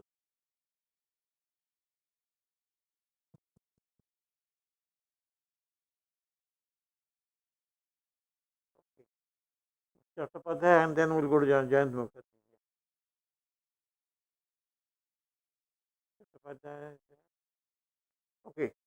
We'll go to Jayant Mukherjee.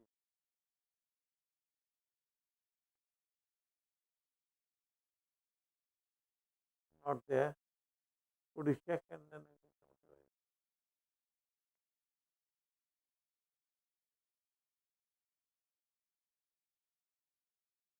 Okay, I see that I've finally been able to unmute myself. Sorry about that. Good afternoon, everybody, and thanks for this opportunity to speak in this event. A very quick roundout. I know that we are struggling with time a little bit, so if we could move to the next slide. It's a kind of a busy slide, but it has a lot of data points, and it's not the data points that I really wanted to speak about today. So to introduce myself, I lead the R&D for the Communications Technology Group for HP worldwide, and I'm also the R&D site leader for HP's Communications Technologies in India. Of course, you'll see a lot of data points in the slide saying that we are 3,000 plus engineers doing fairly cutting edge R&D in this country. It spans from high performance computing, all the way down to 5G core network software and stuff like that. And of course, we deal with we deal with a number of topics related to how we interface with academia, how we interface with the industry participants, the standards bodies, in order to ensure that we have an R&D which is sort of not a code to spec kind of an organization, but an R&D which is truly building things in India, design upwards in more ways than one. But what I wanted to talk about today really is what goes on behind that, because of course we have had 300 plus patents granted over the last 3 years while the world has been struggling with the pandemic. But there are really two things that I wanted to talk about. One is this whole notion of networked R&D. I know that in general, R&D in India, especially multinational R&D outfits, have had to deal with this accusation, if you will, that it has been very, very siloed. I mean, it works, on its projects, it works on its priorities. It's kind of primarily focused on the talent in India, and it gets the benefit of the labor arbitrage, etc. And then products get built, they go back, and they're sold. It's basically from India to the rest of the world. And then there has been, of course, over a period of time, MNC R&D outfits have been able to challenge that and come out of that accusation by delivering a lot of built in India products in India. And there have been multiple even government projects that many companies, including my company, that has participated in things like UIDAI and with our HPC offering. I think we have worked with the Met Department. We've done significant progress in terms of predicting cyclone landfalls, etc., etc.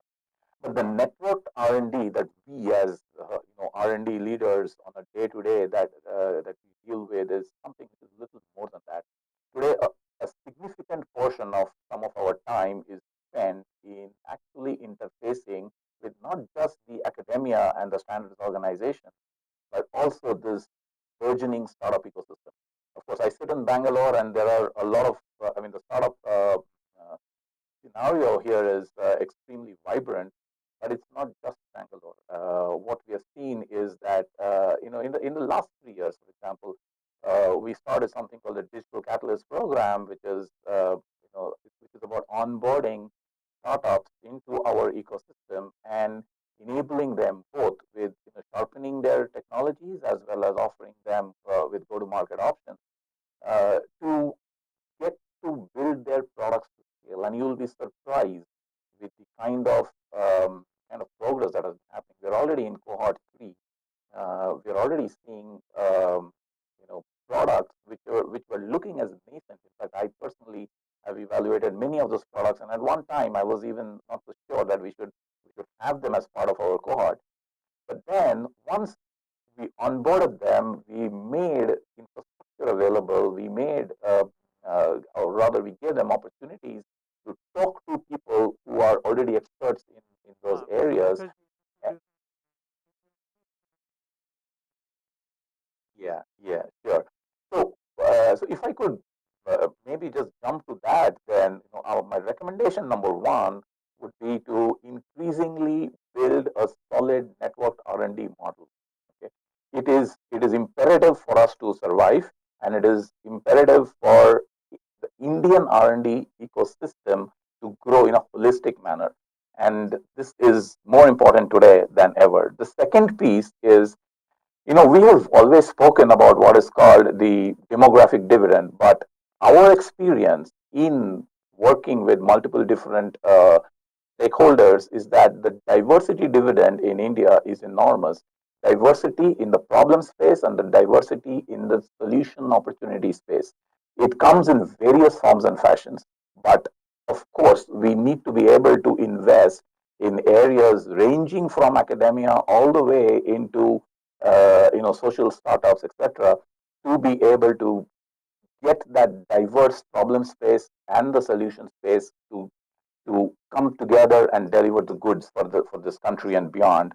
The third piece is around building a platform-centric R&D. We cannot scale R&D by building bits and pieces of solutions which we hope will magically come together. The good news is that in India, thanks to the India stack that one of the speakers spoke about in the financial services sector, there is significant progress happening in NASCOM as well to put together a platform-centric approach. Needless to say, I think we need to keep the focus on it and ensure that even industry participants like ourselves can bring in our expertise and build out a platform-centric approach to the various problem spaces that we really are in. The slide there talks about how we in R&D organize ourselves across technology, people, and economics to deal with the primary problem statements that we have today. But it is beyond that, and this is really my 3 recommendations: focusing on network R&D, ensuring that we are able to leverage the diversity dividend, and finally taking a very, very platform-centric approach to problem solving as we scale. Thank you so much.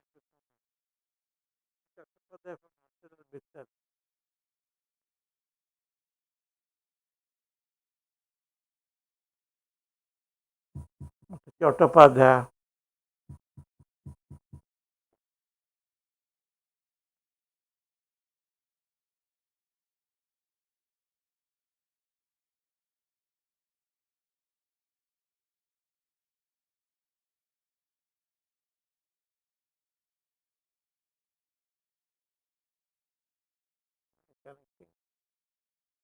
Chattopadhyay. Yeah, I was not able to unmute. Sorry, I just got the connection. Yeah, thank you. Okay. So, Dr. Satpathy, esteemed panelist, thank you for giving me an opportunity to speak in this forum. I am from ArcelorMittal Nippon Steel, a steel manufacturing company, which is a JV between ArcelorMittal and Nippon Steel. So basically, we have been talking about the IT space pharma space all throughout this morning sessions. I am going to talk about the brick and mortar industry, that is basically steel industry. Steel industry, as you know, India is the second largest producer of steel in the world, and our target is to produce 300 billion tons of steel by 2030, which is roughly around 2.5 times of what is the present capacity. So there is an enormous targeted growth for this industry. But when we talk of the equipments, what is the ecosystem of steel industry? If we have to build up a new steel plant, almost all the core equipments are imported. So we are dependent on external suppliers for all this key steel equipment. Whether it is blast furnace or it's electric furnace, the core machineries come from abroad. Then when you are running a steel plant, then a lot of things come from abroad. Like, we have work rolls, backup rolls. These are the rolling mill rolls used for in the rolling mills, and there are a lot of refractories which are also getting imported even today. Then coming to the product side, whatever steel that we are generating, we are producing mostly the volume and the mass production rate. Our generation of steel in CRGO or amorphous steel, which is used in electrical appliances, is almost next to nothing. Then we are not producing very advanced, high strength formable steels. We are dependent on external supply. We are dependent on external supply for defense grade steel, and we are also dependent on a lot of high strength steel in the structural areas also. So all these things is the ecosystem. So we may be saying that we are actually very large producer of steel, but we are dependent on this type of steel. So if you are talking of Atmanirbhar Bharat, we need to have companies in India which develops and produces this steel. If we talk of R&D, I will classify the R&D requirements in steel industry in 3 different categories. One is catching up R&D, whereas things are there in abroad, we have to catch up. We have to have industries who will be interested in doing R&D so that we produce our own blast furnaces, we produce our own electric arc furnaces. So that is catching up R&D. Then there is something called India specific R&D. So these are like, you have Indian iron ore, which has a slightly different type.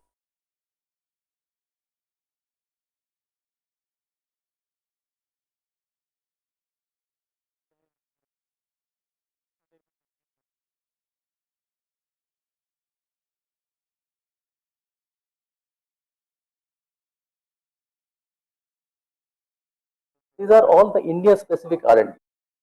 The third thing is, I just, you could just summarize one thing. You see, we have the largest R&D center, Steel Authority of India, at Ranchi. Jindal Steel also has many R&D, but the largest R&D center of ArcelorMittal is abroad. What I am trying to say is why ArcelorMittal is not investing in the R&D, maybe with SAIL or maybe with other Bhilai steel plant or something. So that is what we are thinking of. Why okay, don't you I'll bring come in to your that. expertise here? Yeah, so I will come to that. See, the thing is, when the R&D happens, I'm not talking of lab scale R&D. Lab scale R&D, we have enough capacity and other things, but things to get commercialized. ArcelorMittal normally collaborates with equipment suppliers. As I was telling, we are importing all the equipment. We don't have enough equipment manufacturing companies in India. And since they are not present, or if they are present, they are present in a very small scale. They don't have their R&D centers here. So, for example, ArcelorMittal is collaborating with Midrex to build up a green steel, green hydrogen, hydrogen-based Midrex sponge iron plant in Germany. So Midrex R&D is collaborating with Arcelor. So if Midrex R&D is not here, ArcelorMittal cannot work in isolation. So one thing is that you need to have an ecosystem where the equipment manufacturers are present fully with their R&D setup in India. That is one of the requirements. Second thing that has been told in this meeting is that normally there is a very strong correlation between FDI and R&D. So if the FDI in steel sector goes up, R&D will go up. And I have seen one of the things is that if it is a JV, normally there is a reluctance of the parent companies to bring in core R&D unless they have a controlling stake. This has happened in a lot of companies in steel industry as well as others. Like for example, I would say Maruti, when it started as a JV, there was not much of R&D, but when Suzuki got the controlling stake, they have built up a strong R&D center. So this is another requirement that is there. The third thing is that steel industry is a very capital intensive industry. So appetite for change is appetite for risk is much lesser here. So that is another thing that is hindering. So what needs to be done to improve this thing? Number one, I would say that we should focus not only FDI in R&D, but FDI of the heavy equipment manufacturing which supports the steel industry. If that comes in, the ecosystem is there, then R&D will automatically happen. Number two, there lot has been talked about talents. The thing is today we have mechanical engineers, electrical engineers, electronic engineers, but the requirement is somewhat hybrid type of engineers who has knowledge of both electronics as a mechanical, mechatronics, and these type of disciplines are very less today, especially in the metallurgy field. There are hardly any number of metallurgical engineers are less. So that is another area that needs to be looked into. And third thing I would say is, which was a very big problem earlier, it has been streamlined to a great extent, is the IPR related issues. The speed at which the patents are granted, the way our patents are protected, these things need a relook so that external companies are much more comfortable in setting up their R&D centers here. Thank you.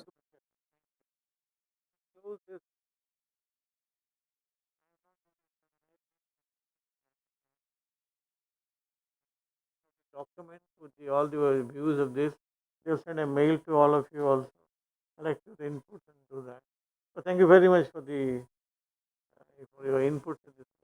We come to the next stage.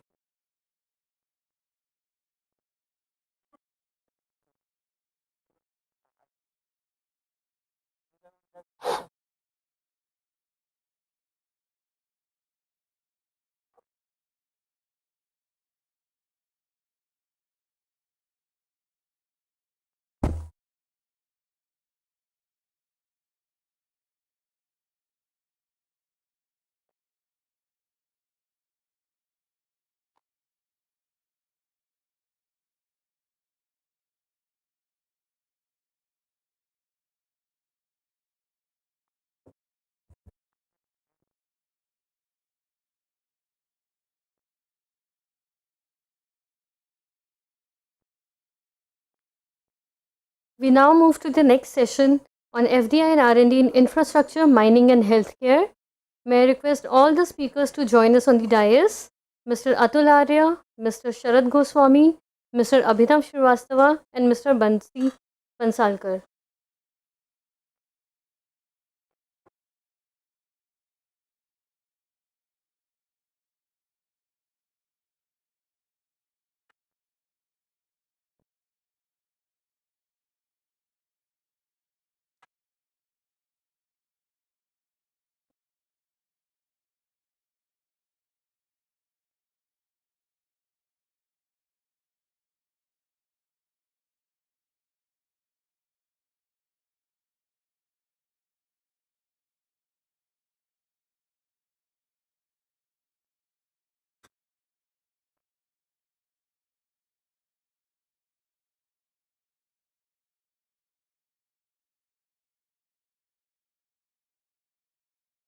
start.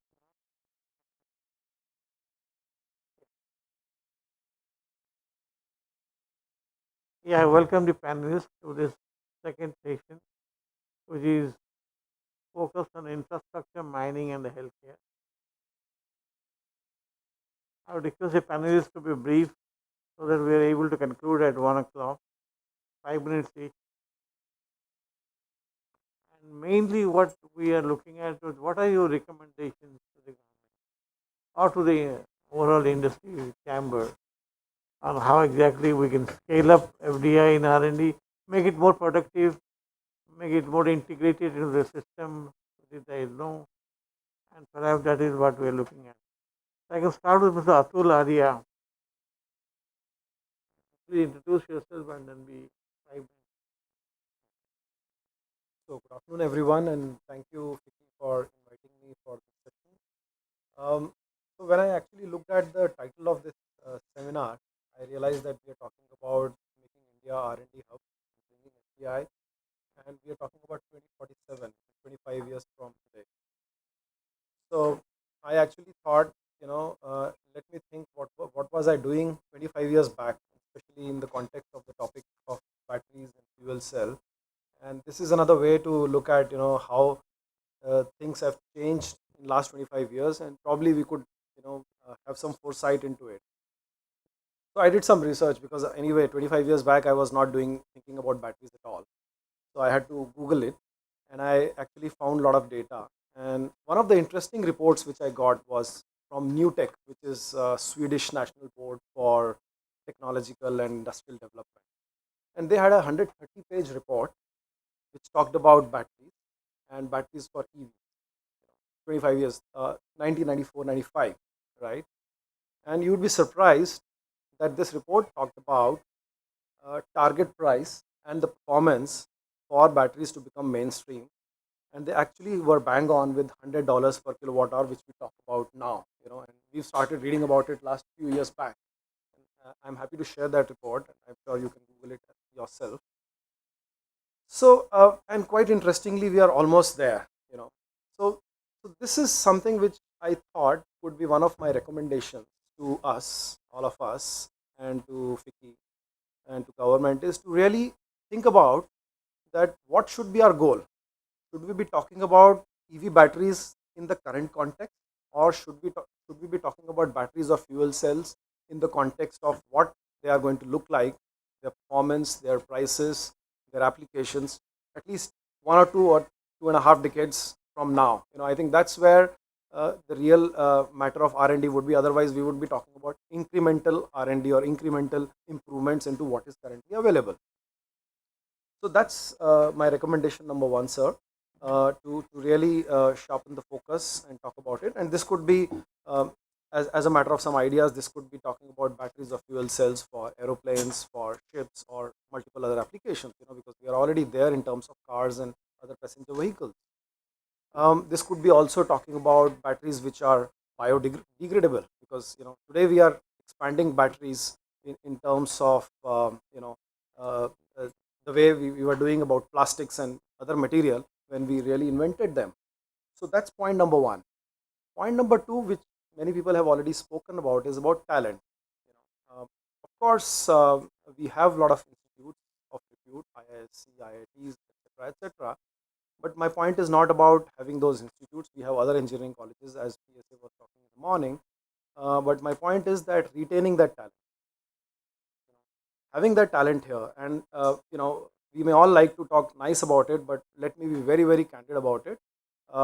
When we were doing engineering and we were studying, we never thought about getting into R&D or even masters. We thought bachelor's, at the best MBA, and get into a business. And I think it continues even today. Bangalore, of course, is an exception, but it's a limited spot. And situation is not so great even today.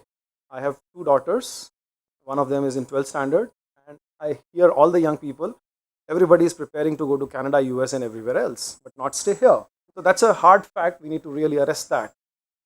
And on top of it, I read news just 1 week back in Indian Express. It was one of the headlines. One of the premier institutes called DTU in India had to shut down 10 of its master's programs because of want of candidates, and they had less than one third registration. And the departments are not just Department of Civil Engineers, which is out of fashion. It also includes electronics and communication, by the way. So it's all across.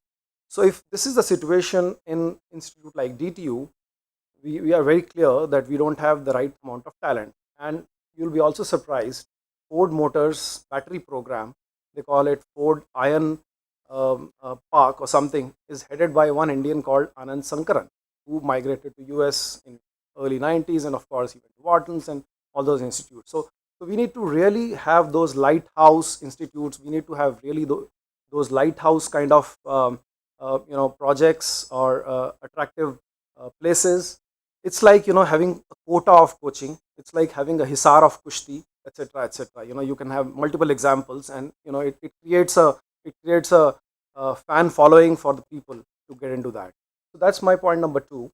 And point number 3, which I have, is again to, from the government's point of view, is to create some kind of technology park, some kind of R&D hubs, R&D innovation parks. It's like creating smart cities where you invite people. You need to first create infrastructure. You need to create and invest in those labs. You need to create in that culture. I think this is very, very important for us to really have that kind of a ambition being met. Otherwise, probably we run a risk of just having this as a program but not really following it. So this is my 3 recommendations. Thank you very much. Very good suggestion. Now, Mr. Sarad Goswami. Thank you, and Yes, really three appreciate the points, opportunity. Yeah. I just want to make it a little interesting. So 4 facts and then 3 suggestions.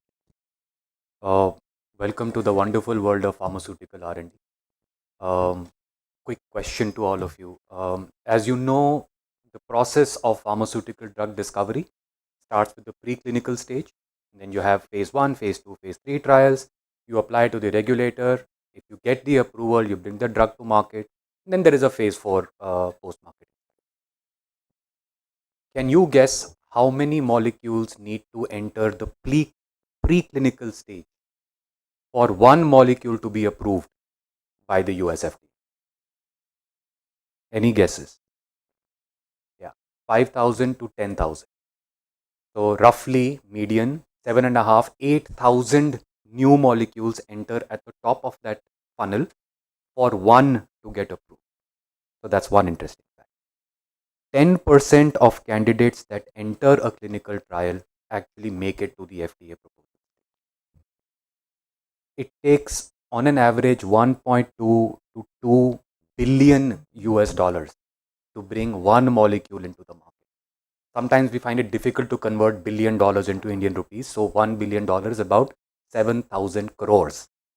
So you're saying about 10,000 crores is what is invested for one new molecule, innovative molecule to be launched. That's the size that we are talking about. 30% of these costs are incurred even before a clinical trial starts. So we are talking about very, very significant investment. And where I want to differ a little bit from what some of the panelists were saying, the science parks will come, the buildings will come, the equipment will come, all of that is going to happen. It's not labor arbitrage when it comes to R&D, because this is the size of investments and that is the size of the market. Getting a scientist at 30% lesser salary, that's not what is make or break, when you're looking at R&D. So what is make or break, and therefore what are the suggestions? There are a few key building blocks that global companies, particularly pharmaceutical companies. I mean, first of all, let's appreciate the fact that R&D and indeed manufacturing is no longer geo-limited. I mean, if you look at the Pfizer vaccine example, which people are aware of, here is a vaccine discovered in Germany, made in the US, shipped across the world, so that's how connected the ecosystem is. So we have to compete with the world if we want to bring R&D investment into our country. What do we need to do? Number 1, number 2, number 3 is IP. Without intellectual property protection, a robust IP regime which is at par with the world, we will not be able to get that R&D into the country. Because this is how companies are making these choices. They're looking at these environments and saying, where do these environments exist? And it's interesting, sir, the three examples or the three areas I'll talk about may require the PSA office to engage with three ministries. And if you can play that convening and catalyst role, a lot of this can move forward. So if you're looking at IP, DPIIT being the nodal ministry, IP is complex. We understand there are issues of compulsory licensing, patentability. Let's leave those aside. What about the operational issue? What about, for example, a patent notification? What about the fact that there should be a way in which a patent holder should be aware if any other company is filing an application to make that drug as a copy? Today we don't. We get to know only when we see a product in the market. So a patent notification system that allows us to take action if there is patent infringement. It's very simple to do. You already have a Sugam portal. You just need to make it available to everyone, right? Number one. Number two, pre-post grant oppositions. You have an IP law where anybody is allowed to challenge a patent application before the patent is granted. However, can we not limit that to, let's say, 2 years? Please put all your challenges in 2 years. After 2 years, grant the patent and move everything to a post-grant challenge. Today, it takes us 8 years.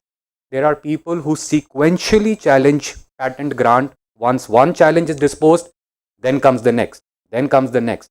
Delays the grant of patent by 8 years. In the world of pharmaceuticals, 8 years. So there is somebody in this room, God forbid, who's a cancer patient, who's not going to get that drug for 8 years, just because the patent has not been granted. So you have got those issues. Regulatory data protection, I just put these points down. I know PSA office is noting these down. The intellectual property appellate board has to be reconstituted. In the IPR policy, there was a vision for dedicated patent desks in some of the key courts. That has not yet happened. We need expertise to dispose of IP issues. IP is not simple, it is very, very complex, particularly when it comes to biologics. So these are some of the recommendations towards IP and where you can facilitate. I will quickly point out two more. Regulatory. Again, we were talking about interoperability. There is a global organization called ICH, International Council for Harmonization. The minute a country is a member of ICH, trial approvals, FDA approvals become interoperable. Right? You come to the same standard as the world. India is not yet a member of the ICH. We believe India should. That's going to help global companies bring technologies, our companies send technology. Last point I want to make, maybe just two quick ones. One on pricing. You cannot delineate R&D investment from the market. R&D happens in countries where the innovator or the investor also sees a marketplace which can be commercially viable. So we have to look at our pricing regulations when it comes to pharmaceuticals in the light of, can we encourage through pricing regulations an ecosystem where more new drugs are discovered in India? If you're going to spend 10,000 crores to bring a new molecule into the country, the last thing you want to be looking at is the minute that molecule comes, you're going to have a price control. That's not going to work. We've got to find other ways of enhancing affordability and access. The last point I wanted to make was actually, and this was made earlier, public versus private, right? I don't think we need more public investment in R&D. I think we need more private investment in R&D. We spend 40% of our GERD is private. In the US and in Europe, it's 80%. So we've got to bring companies to come and invest in research and development, not have the government invest in research and development and then try and find a way to commercialize that IP. So IP, regulatory, globalization, alignment with global standards, and that's a work that can be done with the Ministry of Health and the drug regulator. And lastly, pricing and commercial viability, which is work that can be done with the Department of Pharmaceuticals. It's a short time, but you have been able to give a real required intervention. Mr. Avinav Srivastav. Thank you, sir. Yeah, just be brief. Yeah, I will try to be very brief. First of all, I am from GlaxoSmithKline, and I would say the inaugural session was mesmerizing as well as inspiring.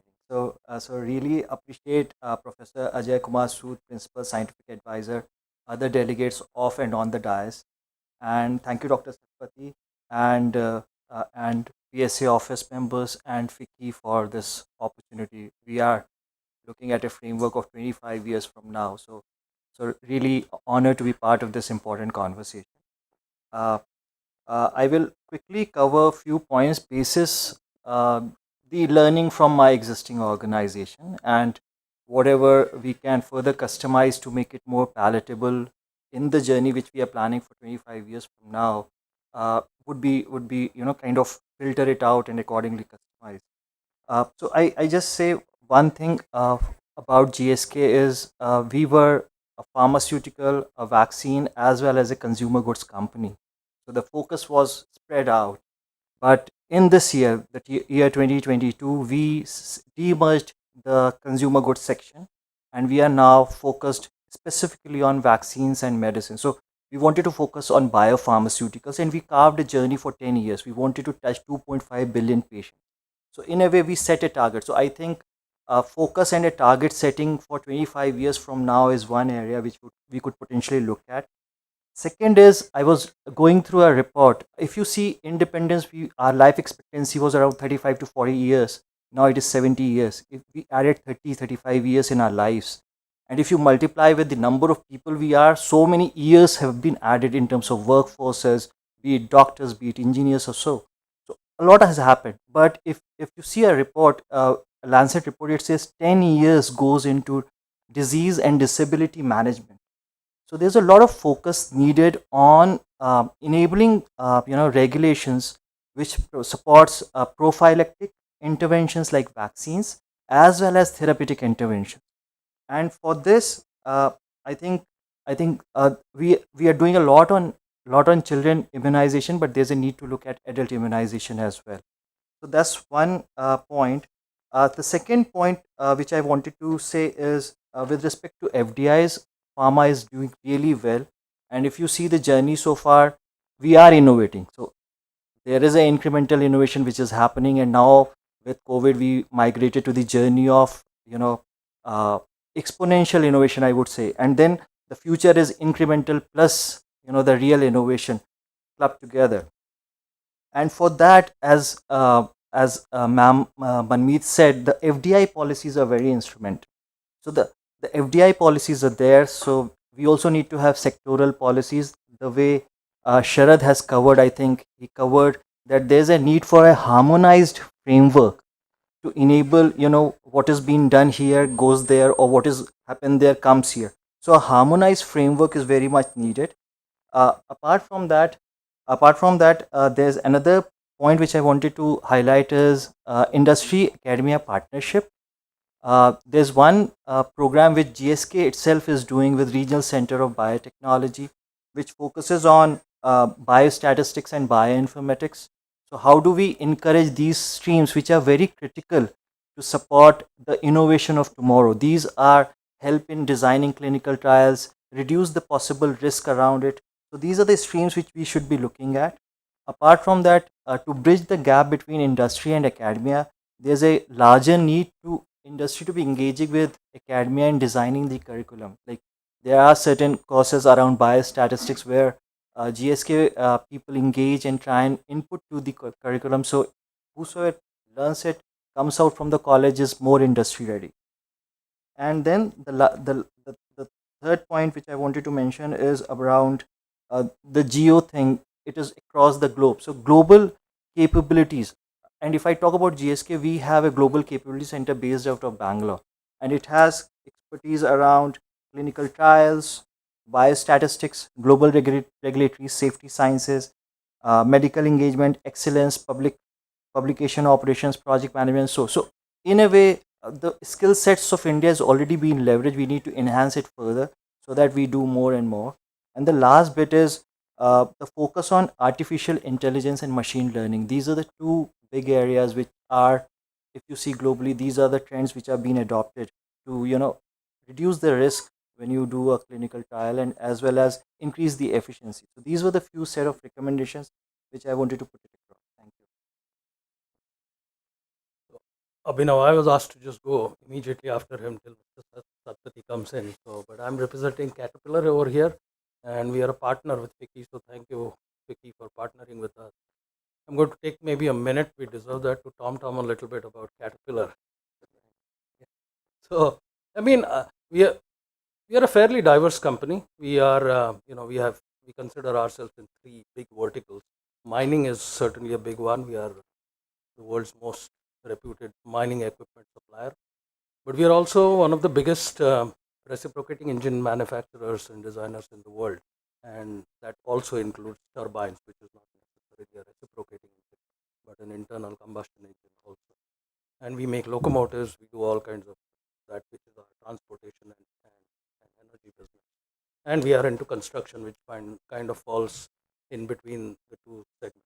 One thing we certainly are not, we don't produce caps, we don't produce shoes, we don't produce t-shirts, which sometimes people ask me. Those are definitely carry our brand because it stands for robustness, it stands for something reliable. I mean, actually, in mining, I was looking forward to interacting with miners because that's how we start in our company, is to try and understand what our customers want and where we. So as a company, in terms of technology and R&D, to just give you a couple of examples, we have been operating autonomous large mining trucks. When I say autonomous, means there is no driver inside. And when I say large mining trucks, I mean those that carry maybe 300-400 tons of payload at one point in time. Those are some of the trucks that you might see on YouTube channels as being very intimidating. So these trucks, they operate 24/7 autonomous, carry material. When they run out of fuel or need maintenance, go park themselves at certain points. And we've been doing this for last 15 years. But we didn't conceptualize this technology and then took it to our customers and say, here is a technology, here is an innovation. I think our DNA is more about working with our miners, because we don't want to do just blue sky research. We want to make sure that that is commercially viable. That's exactly what. So actually, most of our customers drive our innovation. I mean, one very simple example where customers have driven innovation, even in India, for example, if you look at those Bharat Benz type of trucks that you have, that kind of trucks being used in mining and large construction doesn't happen anywhere else in the world, probably. So it's a very India-centric driven innovation, maybe not earth-shattering in terms of science and technology, but a very, very application-oriented innovation that has created, name. It's very India-driven. Similarly, China drives what they call as wide-body trucks.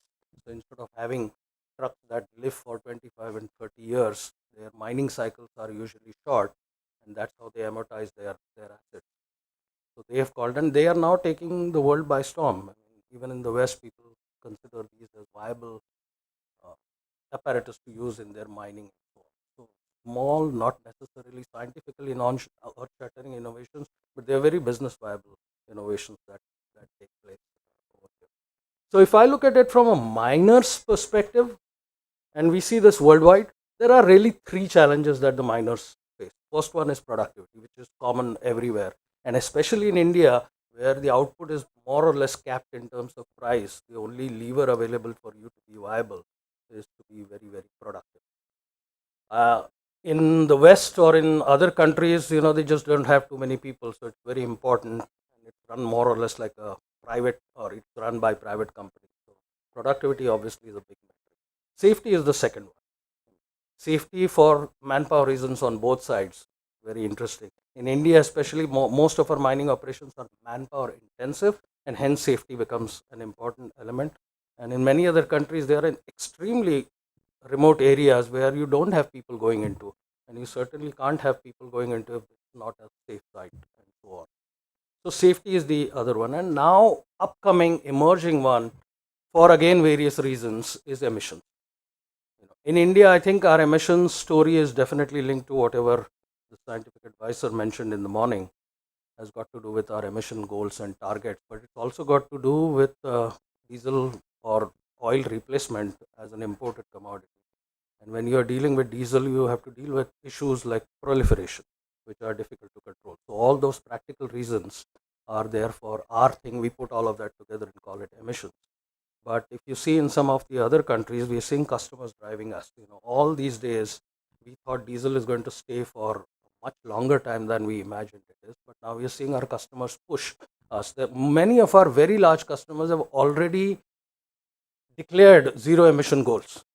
And now they want us to work with them to develop all their technologies along with their mindsets in order to do it. So yes, fuel cell operated or hydrogen powered, overhead electric powered, battery powered vehicles. All those technologies are viable, but it's not very simple to convert battery powered large mining trucks. I mean, we have to carry 400 tons of load, and if you were to convert that to a battery, that whole payload capacity might just go in carrying battery, which is not necessarily viable. So we face very unique challenges in these things.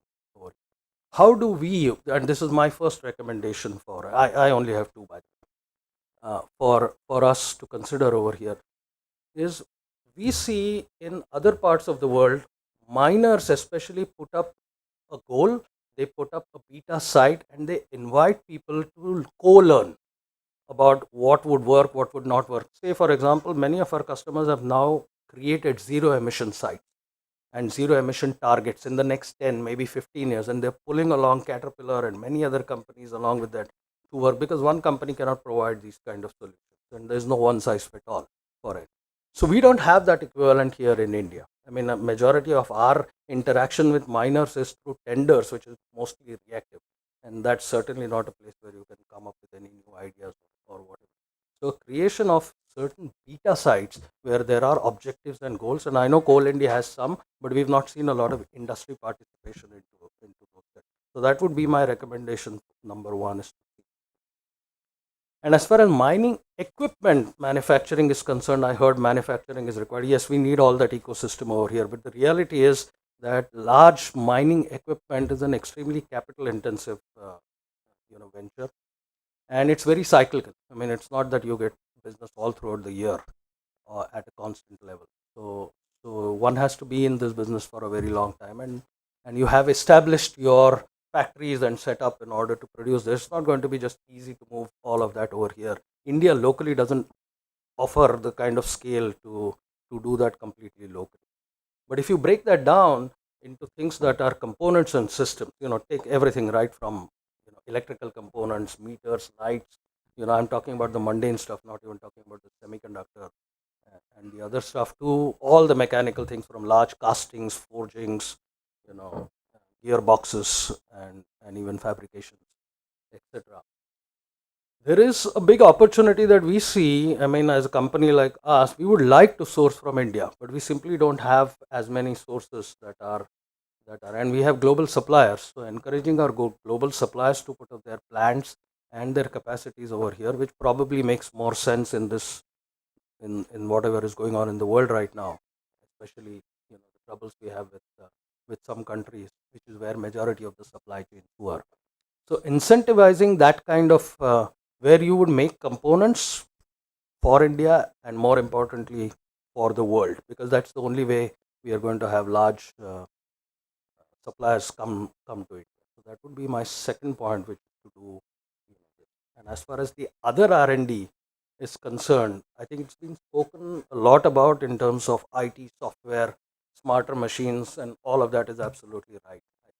My personal opinion is that we are very well positioned in terms of whatever is going on in our industry. In fact, a large amount of autonomy, a large amount of connected, a large amount of smart machine research, development, engineering is already being done in India. My team does a lot for the world over here, and we have a wonderful competitive advantage in terms of cost and quality over here. So maybe that will grow on its own. Maybe it doesn't need an infusion of anything else. But these two sectors, especially creating pilot sites, because we can't do blue sky research and then imagine, especially not in mining. It has to be partnered with miners. And the second one is this opportunity. Thank you so much. Thank you so much. Your input will come in a mail also, then we'll look at it. Thank you. Thank all of you for your wonderful suggestions. We'll take it forward.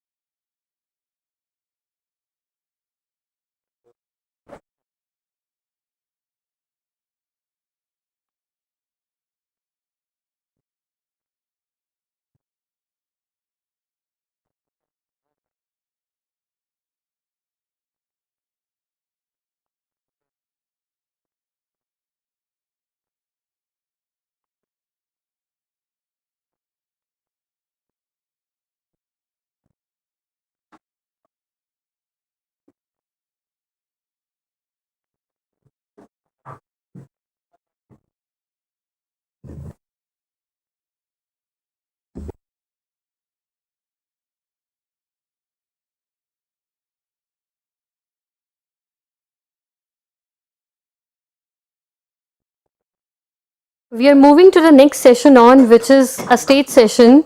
May I request Dr. Sushmita Sundar and Dr. Devlina Chakravarti to join us on dais, please.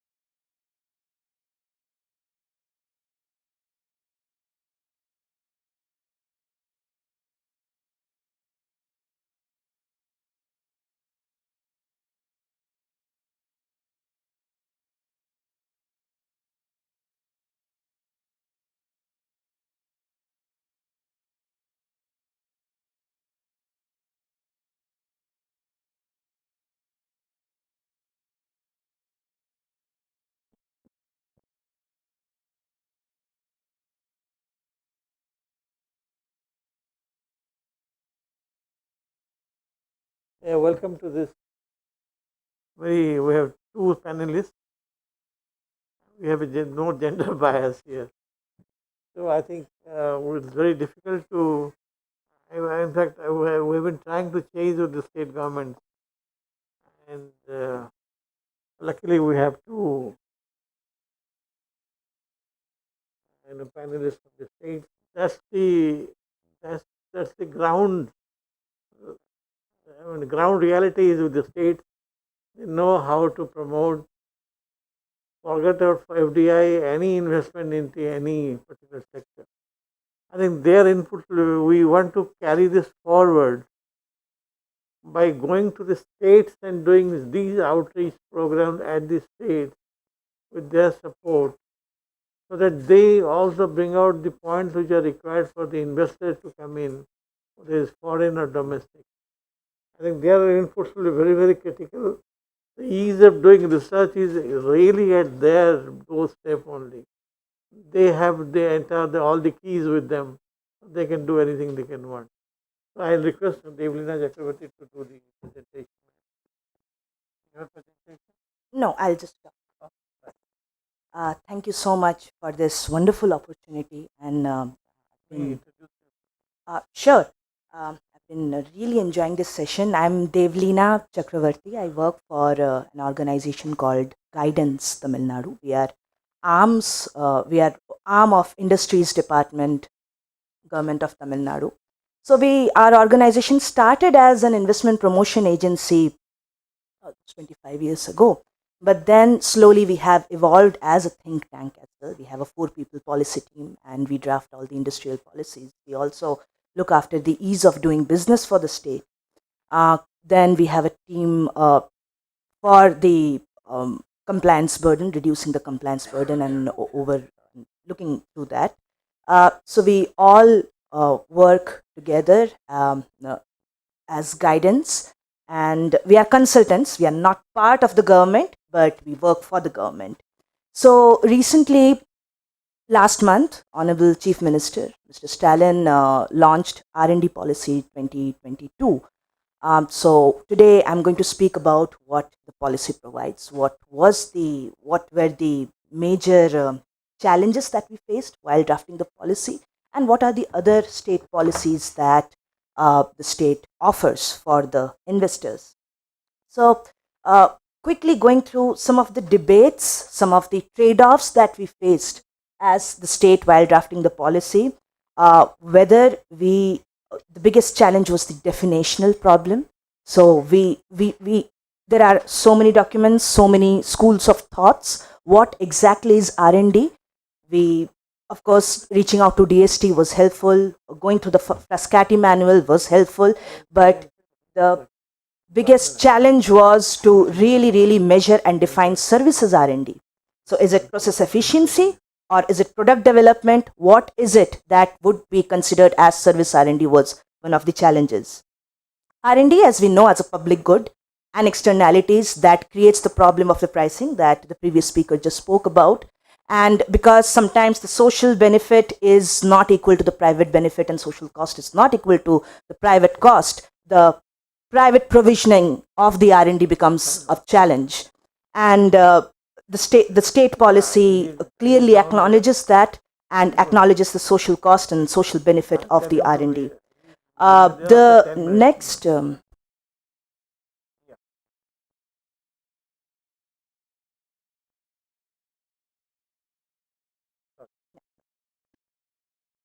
next problem was, while we completely appreciate what DST is doing in terms of R&D statistics, we did face challenge between differentiating R&D performed and R&D financed. So to have targets, if we want to have 1% of the state national domestic product as the expenditure, or 2% or 3% or 5%, we don't know what is it that private businesses are spending on their R&D. There is no way to measure that. While OECD countries have done considerable good job using the Frascati manual, we have been challenging there, and that is where we would expect federal cooperation to come out with a framework where we can measure the private R&D expenditure. The next challenge was the role of higher education. There are economists who believe that if the supply is elastic, how much ever you incentivize the private business, it would just increase the wages and won't lead to additional R&D. So we also drafted recommendations for the higher education through this policy. Then data, as I've spoken about. So largely what we have done through the policy is to attract R&D heavy sectors and R&D heavy companies to come to the state, and that is where I'm going to speak what we are offering through the policy.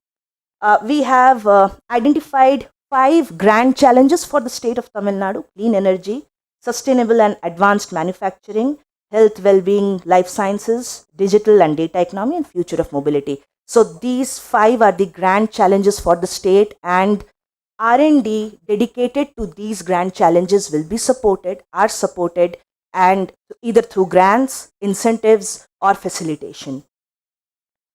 Not only R&D policy and Tamil Nadu industrial policy, but there are sector-specific policies also which equally supports manufacturing and both R&D in the state. For instance, life sciences promotion policy, which we launched at the same time.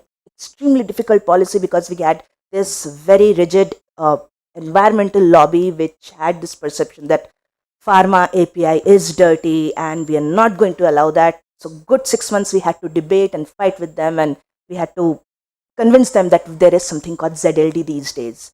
So state is supporting all these environmental protection technology.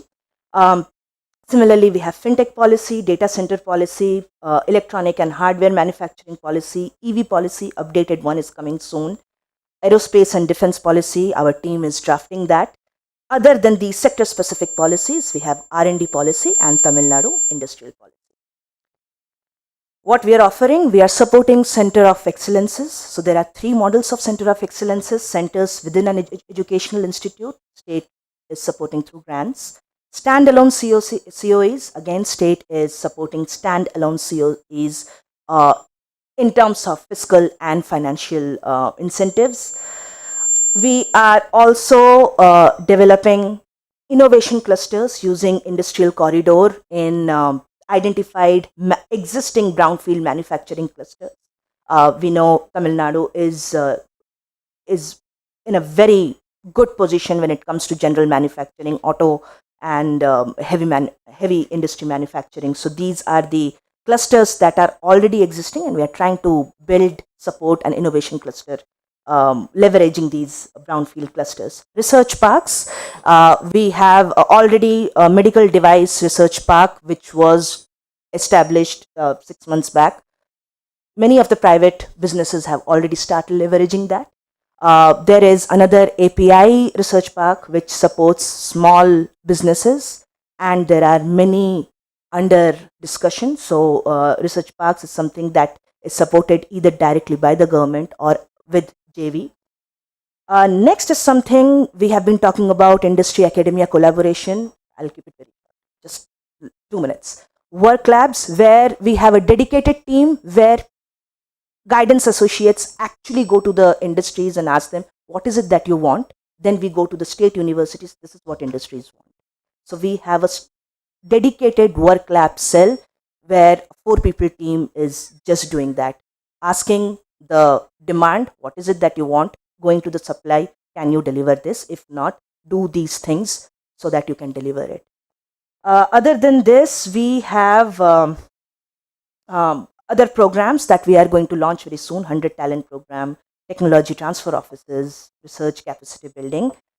We have in guidance website, the Rnd policy is, the link of it is there. Please go through that. Please feel free to go through that. Just last 1 minute, for the private R&D players, we are offering land cost incentive, R&D training incentive, enhanced quality certification incentive, enhanced IP incentives, standard incentives like electricity tax duty exemption, capital subsidy up to almost 25 crore rupees per project, license cost incentive, innovation lab incentive, product testing and prototype incentive, and labor relaxations. So these are broad strokes of the Tamil Nadu R&D policy. Thank you so much. Thank you so much. We will be coming to Chennai for a workshop we'll be doing on this. Thank you. Very brief. 5 minutes. Definitely. So I'm Sushmita. I represent Research and Innovation Circle of Hyderabad. I head the Life Sciences vertical there. I come from an R&D background. I did my PhD from National University of Singapore from Biomedical Engineering. After that 5 years, I was at ISB, Indian School of Business, and then I joined Rich recently in the month of April. So I kind of bring in the knowledge from R&D space, management space into the incubation space that we are, the innovation space that Rich takes up. So Rich has been built in the Telangana industrial policy for the same reason of linking academic institutes, research institutes, industry, corporate, startup, angel investors, VCs into one ecosystem. So Rich has been engaging with all these players. We have established connections with academic institutes, research institutes for their technology. We do not have our own maker space or incubation space per se, but we help those startups which come out from these incubation spaces, these research institutes. We help them with the next steps in their scale-up process, in their commercialization process. We also partner with industries for their technology related needs. So we help the industries to increase the wherever they need any kind of technology, we help with them. So in the project with Intel, if you see, is with one of the institutes in Hyderabad, CIE, Center for CIE of IIIT. So INAI is based out of IIIT Hyderabad, where Intel is collaborating with the academic institution IIIT. So we also see how industries like Medtronic Labs, which also has their innovation space, can be open to open innovations which come from the startup ecosystem. So we pair up any startups that are working on a technology which has strategic fit to the industry players. We help them to connect. We also help the startups to have access to VC and angel funds. So we kind of help these startups which are backed by IP from the academic institutes or research institutes. So these are not startups these are startups which come from the academic rich, deep IP protected technologies. So we ensure that these startups have a way forward. So we call these startups in a phase called acceleration. And we also help the industries in building their talent. So we are currently running a program called Women in STEM in partnership with Syngene and Biocon, where we are partnering with 5 other research institutes and industries, understanding their requirement and talent, and bringing in women who are educated in life sciences, training them as interns in these places, and then the industries can absorb them or the R&D institutes can absorb them. So we kind of bridge the gap of talent that is required in the industries as well.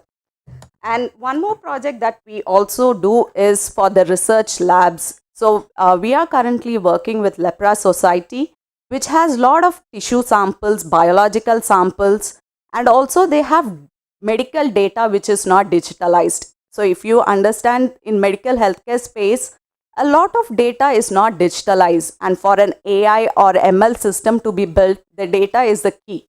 And that's where a lot of solutions in the AI ML healthcare space are not coming up. The easy solutions are only in the imaging space, where the data is already available in the digital space. So we are helping research institutes, hospitals which have digital data, making it accessible to research institutes or startups which are working on solutions to build AI platforms.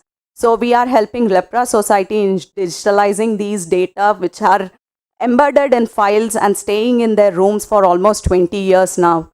We also have working with them in connecting them with biobanks. So we are working with Find to help them connect with in establishing a biobank at Lepra Society, which has biological tissue samples which they have gathered from many years. So Rich has been partnering with a lot of these players on need base. So whenever there is a need that arises, Rich has been helping in those collaborations. One success story is also the Hyderabad Reagents Consortium that was done during COVID times. When the first wave of COVID hit, nobody knew where the diagnostic test kits were, where the PPEs were, who are the manufacturers, who are the reagent suppliers, who are the raw materials. Rich, along with CCAMP and CCMB, were part of the Hyderabad Reagents Consortium, where we brought in all the SMEs and MSMEs together to make the diagnostic kits that are necessary for the diagnostics of COVID. What we have understood or what we have experienced over the last 5 years of since Rich's inception is that most of our engagement with the industry or academia has been need basis. But we also want it to be a proactive engagement where the industry is forthcoming. We want the industries to be open for open innovation. We want the industries to come up and say, this is our problem. We want a solution. Can you find it out for us? We are ready for you to source it from the startups. We are ready to source it from academic institutions. But we at times do see a reluctance in the industry players. Again, I really agree with the person from Pfizer. The regulatory policies in the life sciences sector has to be in place, especially in term for regulatory. The startups do face a lot, and we see that the industry players are more equipped or more have the bigger bandwidth to overcome those challenges in regulatory than a startup. So we would request the industry players to come and join us in this journey. Thank you. Thank you so much. We are looking at, ma'am, all of both of you, you can come back to us later. How many R&D centers are there in not Hyderabad, in Andhra Pradesh or Telangana?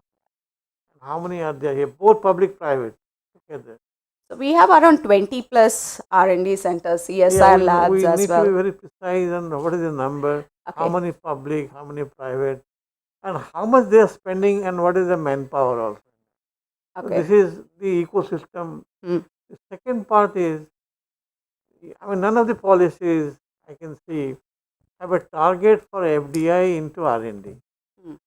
You have a domestic investor, you also have, so it is possible. You can target any amount. You have I know for overall FDI you have a target, but for the R&D you don't have R&D is cross.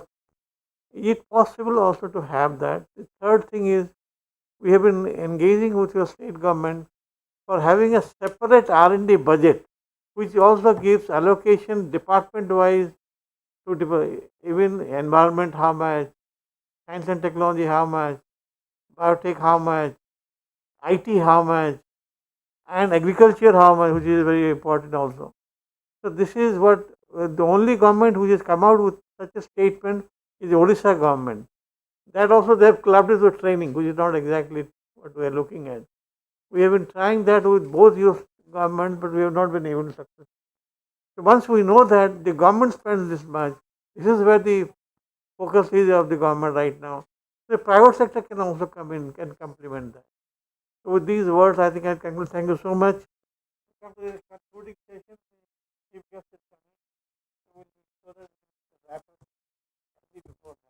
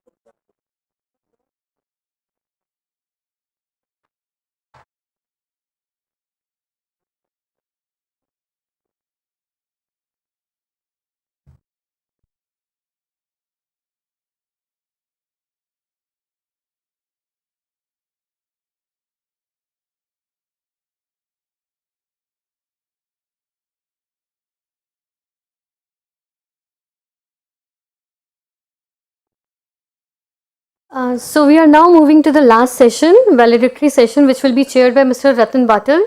So we'll shortly be joined by him. Request you to kindly wait.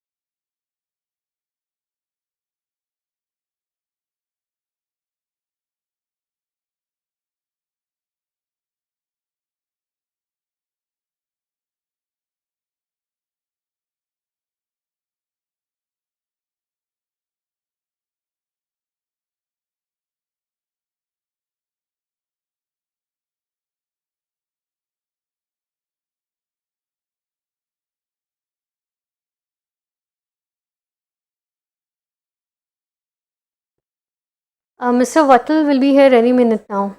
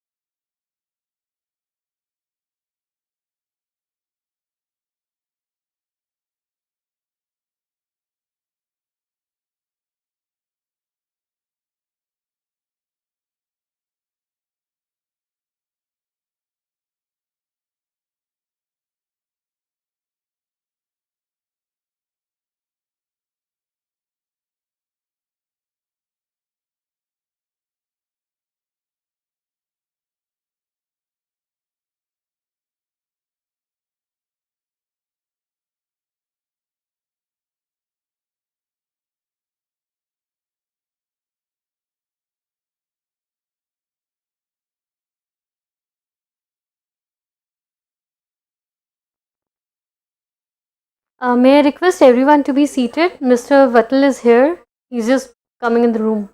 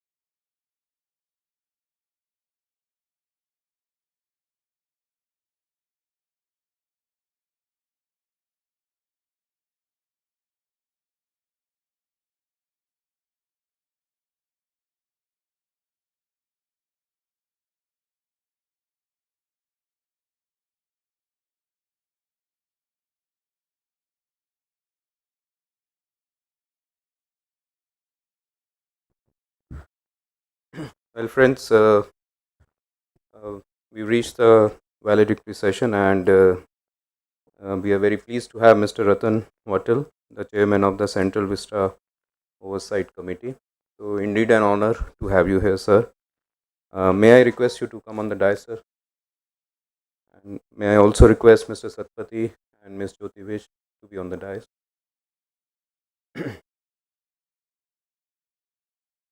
Just for the information, sir, we have around 60-65 people online also, so listening to you. We would like to honor you with the green certificate.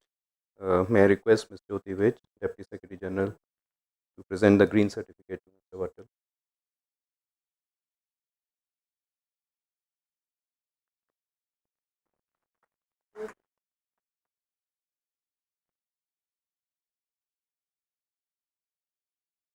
Thank you, sir. May I request Ms. Jyoti Vij, Deputy Secretary General, to take us through the happenings of the sessions which we had, and of course, then we'll have the valedictory address by Mr. Vattal.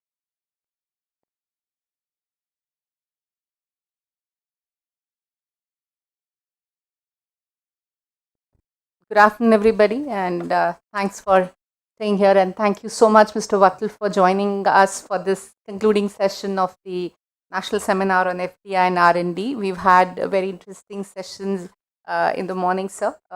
We had the PSA with us, the secretary at the PSA office, along with the DPIIT officials, etc.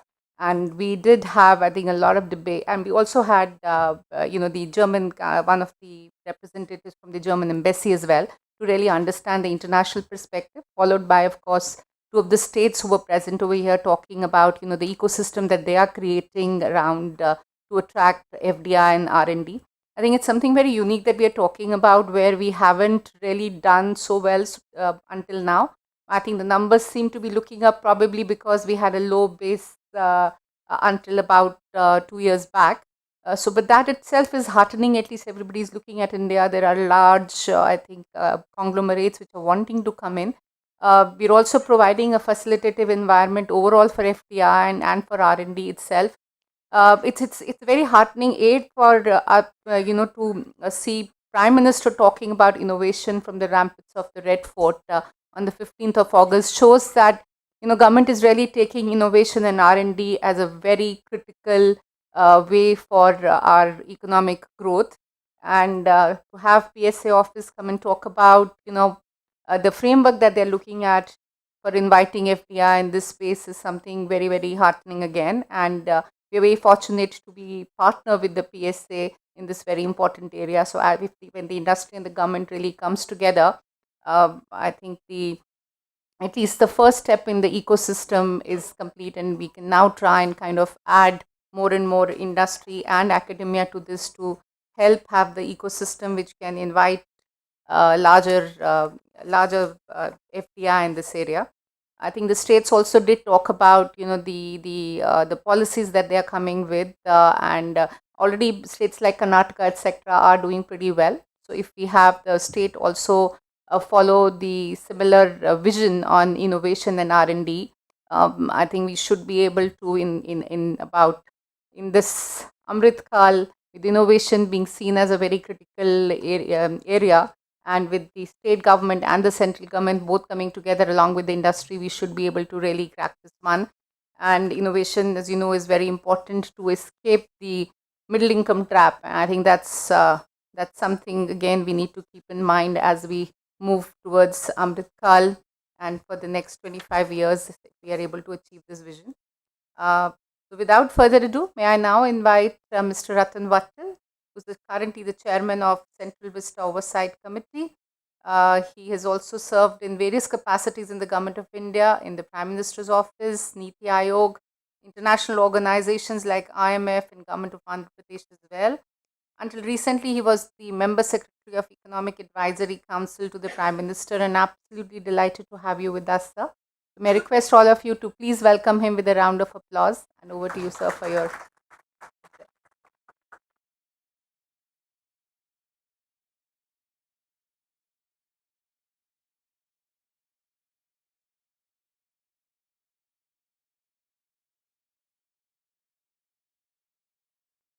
Thank you, Jyoti, Deputy Secretary General, Vicky, also my former colleagues from the EAC PM, particularly Mr. B. N. Satpathy and Sri Suneet Mohan, and also distinguished participants online and those currently present here.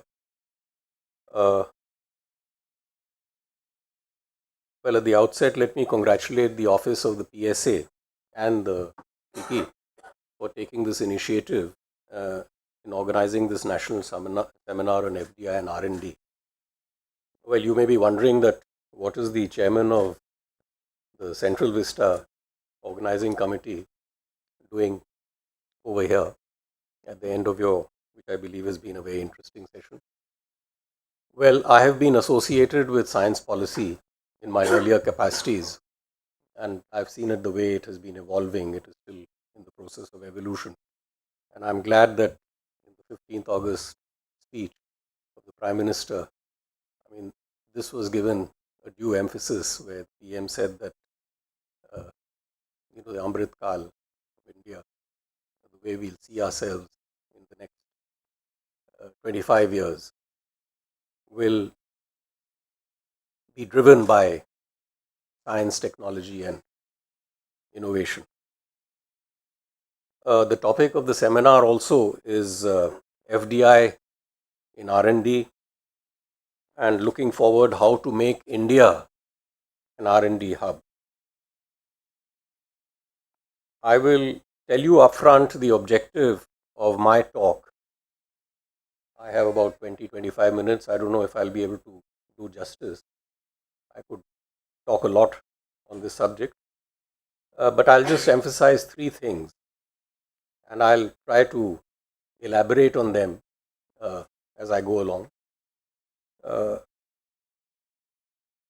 Number one,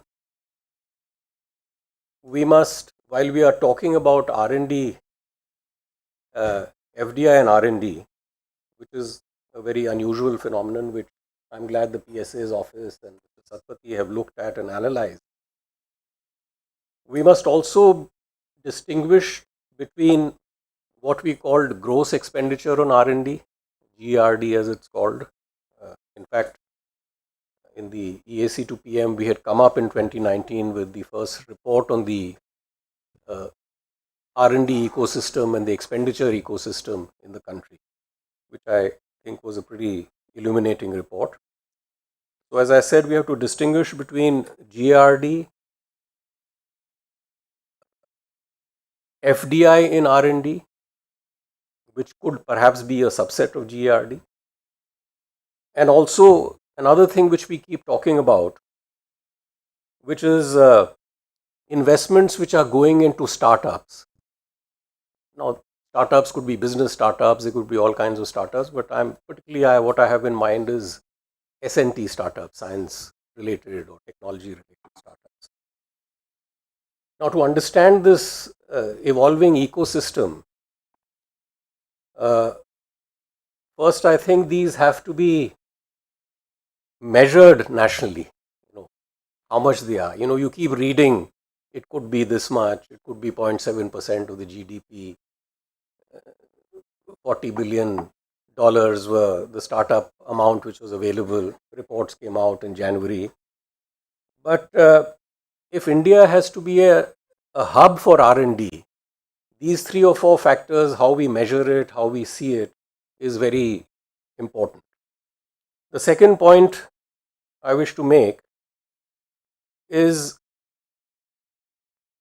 we are also awaiting the Global Innovation Index report of the WIPO. I believe it's going to be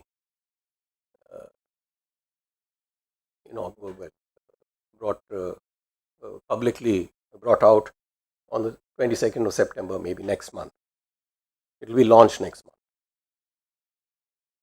Now, this also has been attracting a lot of attention. What are the components of this GII index or the innovation index? S&T is a very important part of it. I remember in the initial years when this was started in 2019, 2018, I have been attending those innovation index launches in India. I mean, nobody used to come for it also, but I'm glad FICCI was taking interest in it. And in fact, the first time I found even the chief guest didn't arrive. So they asked me, I was sitting in the audience, to come and just chair the meeting. Well, now I think it's been given a lot of importance. I'm glad for it.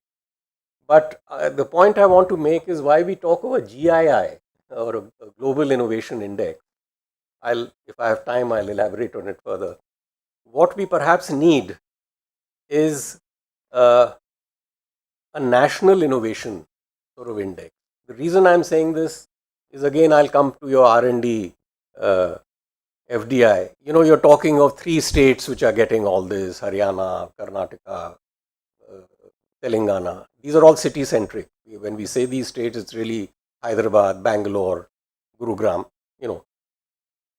But perhaps we might have to develop an index for the country where we see, well, even Nagaland should be a part of this process. There should be something there where, and this index need not be a copy of what the WIPO is doing. It could be something very local, which could be looked at by the PSA and his colleagues. And the last thing which I just wanted to mention, as I mentioned, I'll talk about 3 things. If India is to become an R&D hub, we need a very clear-cut, transparent STIP policy, Science, Technology, Innovation Policy, which already I believe is on the cards. At least when I was there in the PMO, in the PM's advisory council, a lot of work had been done. I'd given some views. I don't know what the status is. Perhaps it's still with the Department of the DST, or it may have to go to the cabinet. And I think through seminars like this, still, these policies are put on for public opinion. I think representatives like you should articulate what should be a part of this policy. It's never too late. I mean, because the STIP hasn't really come out, it's not become public. So I think what you need, policy actually drives everything. You have clear-cut policy, then we can talk over India being an R&D hub. So let me start with the first point where I talked about expenditures or how much is spent on R&D. And I'm using R&D in a very loose sense, in the sense it could be development of things, it could be applied science, it could be fundamental in nature, it could be just business models. So it fits in everywhere, as you see. Now, basically, the figure which is used is that India is very low. We are 0.7% of the GDP is spent on R&D, which if we were to take India to be a $1 trillion economy now, 0.7% will come to what? About $21 billion is being spent. It's a broad figure. As I said, I think this metric has to be made more exact. Now, out of this, even in that 2019 report, which use some 2016, 2017 figures, what we found is that the bulk of the expenditure or what is being spent in the R&D space in India, which is not true of other developing or developed countries, is basically the state, that is in fact is the central government which is spending most of the money. It is said that 65% of this money is coming from the central government and 35% or 30% is from other sources. It could be state governments, it could be the private sector, it could be universities or other places, which I think indirectly also get funded by the government only. So, and these are across 7 or 8 ministries, as you know. The biggest ones are DRDO. If you just see budgets, they're all there. I mean, these are the big science spenders. DRDO, Atomic Energy and Space. They take up the bulk of this space, while there are 7, 8 other departments. You have agricultural research, you have medical research, you have DST, you have CSIR, you have DBT. I mean, these are phrases you're familiar with. So what is happening is that in India, and that's what our report had found, and I don't think the things have changed very much. The bulk of the expenditure or the bulk of the money which is going into R&D is still driven by particularly the central government. But we had observed there are things happening. This phenomenon of money coming FDI into R&D is it was very low, I remember, in 2016-17, and now it's crossed 300 million or so. That's the figure which has been given to me, that in the last 4 or 5 years there's been a phenomenal shift in R&D flowing into or FDI flowing into R&D into this country, which is also a part of national income in a sense, if you see it statistically. So that's why I keep saying it has to be measured very carefully. This money is also coming in from where? It was mentioned 3 or 4 countries. It's Singapore, it's USA, it's Germany. If you see, it's going only to 3 or 4 places in the country. It could be Haryana, it could be Bangalore, it could be Hyderabad, followed by Tamil Nadu or Andhra Pradesh and all that. I mean, so you see this kind of phenomenon. Now, why is this cross-border thing happening, cross-border investments? It's a good thing because, again, these are practices which are market-driven. I mean, why should money come into Daimler or why should it go somewhere into some pharmaceutical sector in terms of research and development? Because, again, it is market-driven, because maybe industry, if it is relocalized over here, it will not only serve this market, but it can serve an external market. So, again, I want to bring in this whole idea of Atmanirbharta, which is coming in, which is not really the self-sufficiency or self-reliance of the 60s and the 70s, where we were deprived a lot of things, we were striving to get things bilaterally, etc. I mean, today, what we are saying is, you have technology, you invest here, you make in India, you sell in India, and you sell abroad. I mean, there's a certain paradigm shift in the way things are making, and this, again, I won't dwell on it much. It's getting into the pure FDI policy. The third area, as I mentioned, was technology startups and all that. There's a huge amount of money there also. I don't know, I was just reading doing some research online, and I read some Times of India reports that about 40 billion is available in this space. These could be business startups, as I said, they could be S&T startups, they could be different kind of things. Innovation, again, is a word which cuts across many areas. But that is also a space which we have to look at. But the point I'm trying to make here is really the GRD which is being done by the central government, or the money going into these places. You see, everything is not market driven. Sometimes when an S&T, a startup acts, or even innovation or FDI and R&D is basically market driven. It's an MNC which is coming in over here, putting in money because it has shareholders, it has a balance sheet, it has to prove that it has to make money. But there are certain I'll just give you an illustration. Let us say the problem of tuberculosis in India. We claim whatever we may claim. 30% of the load of the world of tuberculosis is in this country, even today.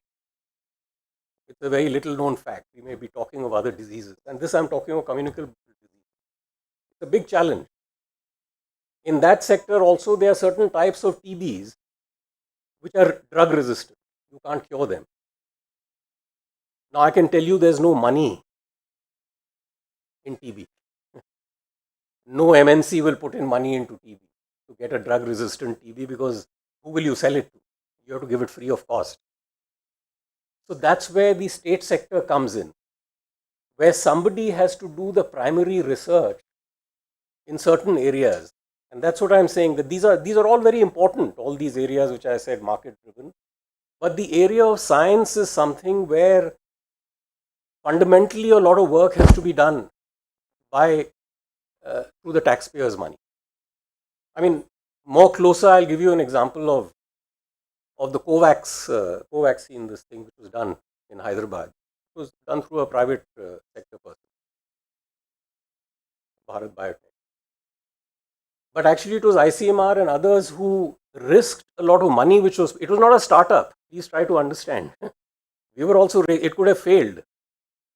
Somebody put in the money, a vaccine came out, it was not being sold at market prices, etc. Nobody was making money out of it, but yet it had to be done. So I can go into many examples now and even previously. So as I said, that these are three spaces which you have to look at. So I'll just stop there for you to think about. The second thing which I mentioned was the innovation index, GII. We keep vying just like ease of business, etc. You will always be, India has gone up, you've gone up this much, etc. But please, when you see this thing coming out next month, just look at what are the pillars, what is it based on, this GI. Frankly, these are also evolving kind of indices. But by and large, what it looks at is 6 or 7 things when you are forming an innovation index. It looks at institutions, and I'm talking in the context of science. It looks at scientific human capital in a country. It looks at scientific infrastructure of a country. It looks at the market sophistication of a country, because I mean, R&D and FDI, it's all linked with the market also. It also looks at the business sophistication of a country, because unless you have all that, you will not be able to sell, you won't have institutions which will be able to market. And then there is this whole aspect of knowledge and technical output of a country. You may have IITs, you may have NITs, or you may have other scientific institutions. What are they producing? I mean, again, in more granular sense, it could be, are they doing patenting, are they doing publishing, that kind of thing which you're getting to. I'm just talking generically. But if you look at this GIF, this WIPO, this is what it's talking about. And last one is creative output. How creative is your scientific environment, or are you just a copying environment? I mean, why is it that Switzerland is always number 1, or Singapore is number 3, or USA is still somewhere on the top? Creativity.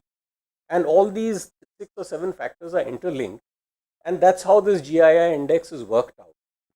But as I said, that since we are getting into this space, and I feel that there is a huge opportunity which awaits us, especially in the changing geopolitical environment in the world, we actually need to have some sort of a national innovation index of our own, which sort of put cities against, or cities or states against each other, not in a competitive bad way, but basically it could be encouraging. I mean, what is the factor that Hyderabad is coming up and someplace else is not? I mean, after all, science should grow everywhere. So I leave that thing there. And last, of course, is the S&T policy. You see, a policy should never be, it's not a wish list. It's not a wish list of scientists. This is what I need. I need this much money. I don't have this money, so I can't perform. I've been finance secretary of this country. There's a limited amount of resources that we have, which have to be shared by everybody in terms of priority. Even within science, there are priorities. As I told you, there are 7-8 departments. The priorities are very clear. I told you, out of these 7-8 spaces, who gets the maximum? Even out of the 65%, you even see now, I don't think things may have changed. Bulk of the money, whether it is in capital or whether it is in human capital, I mean, even a scientist needs a salary. You will find that it is basically taken in by R&D in defense, R&D in space, R&D in and you are seeing their performances. That is why you're landing on the dark side of the moon. I mean, or you're doing a Mangalyaan or a Chandrayaan. I mean, these are all consequences of these investments. So the country has to also prioritize money to be going to agriculture. I mean, there was a time in the 60s, I've lived through that. As a young child myself, after the 65 war, I was eating in our house PL 470 rice, wheat, which used to come from America. Red, we were getting grants of rice which were being given to us, and within 2 years, because of an input of science and technology by the state, in universities, in creation of like Pantnagar, Pusa, I mean the whole scene changed. So I'm saying policy drives a lot of things.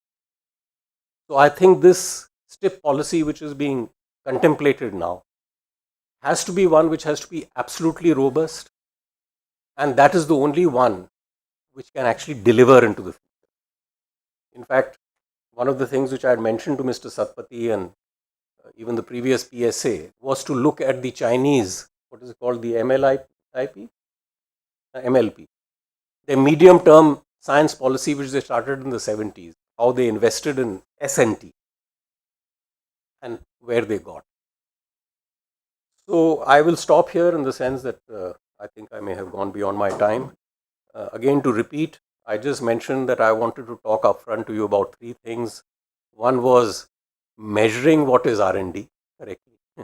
Number 2, we should have a national innovation sort of index while we look at global indices. And thirdly, we should have a very correct. It's my proud privilege to propose a vote of thanks, but no word is adequate to thank Mr. Wattel. I think he agreed to come here for validation. That itself is a glowing testimony of his interest in the subject. In fact, we had the privilege of reviewing 2 very important documents, digital payments in 2019 and 2020 here in this venue itself, and he was chairing that.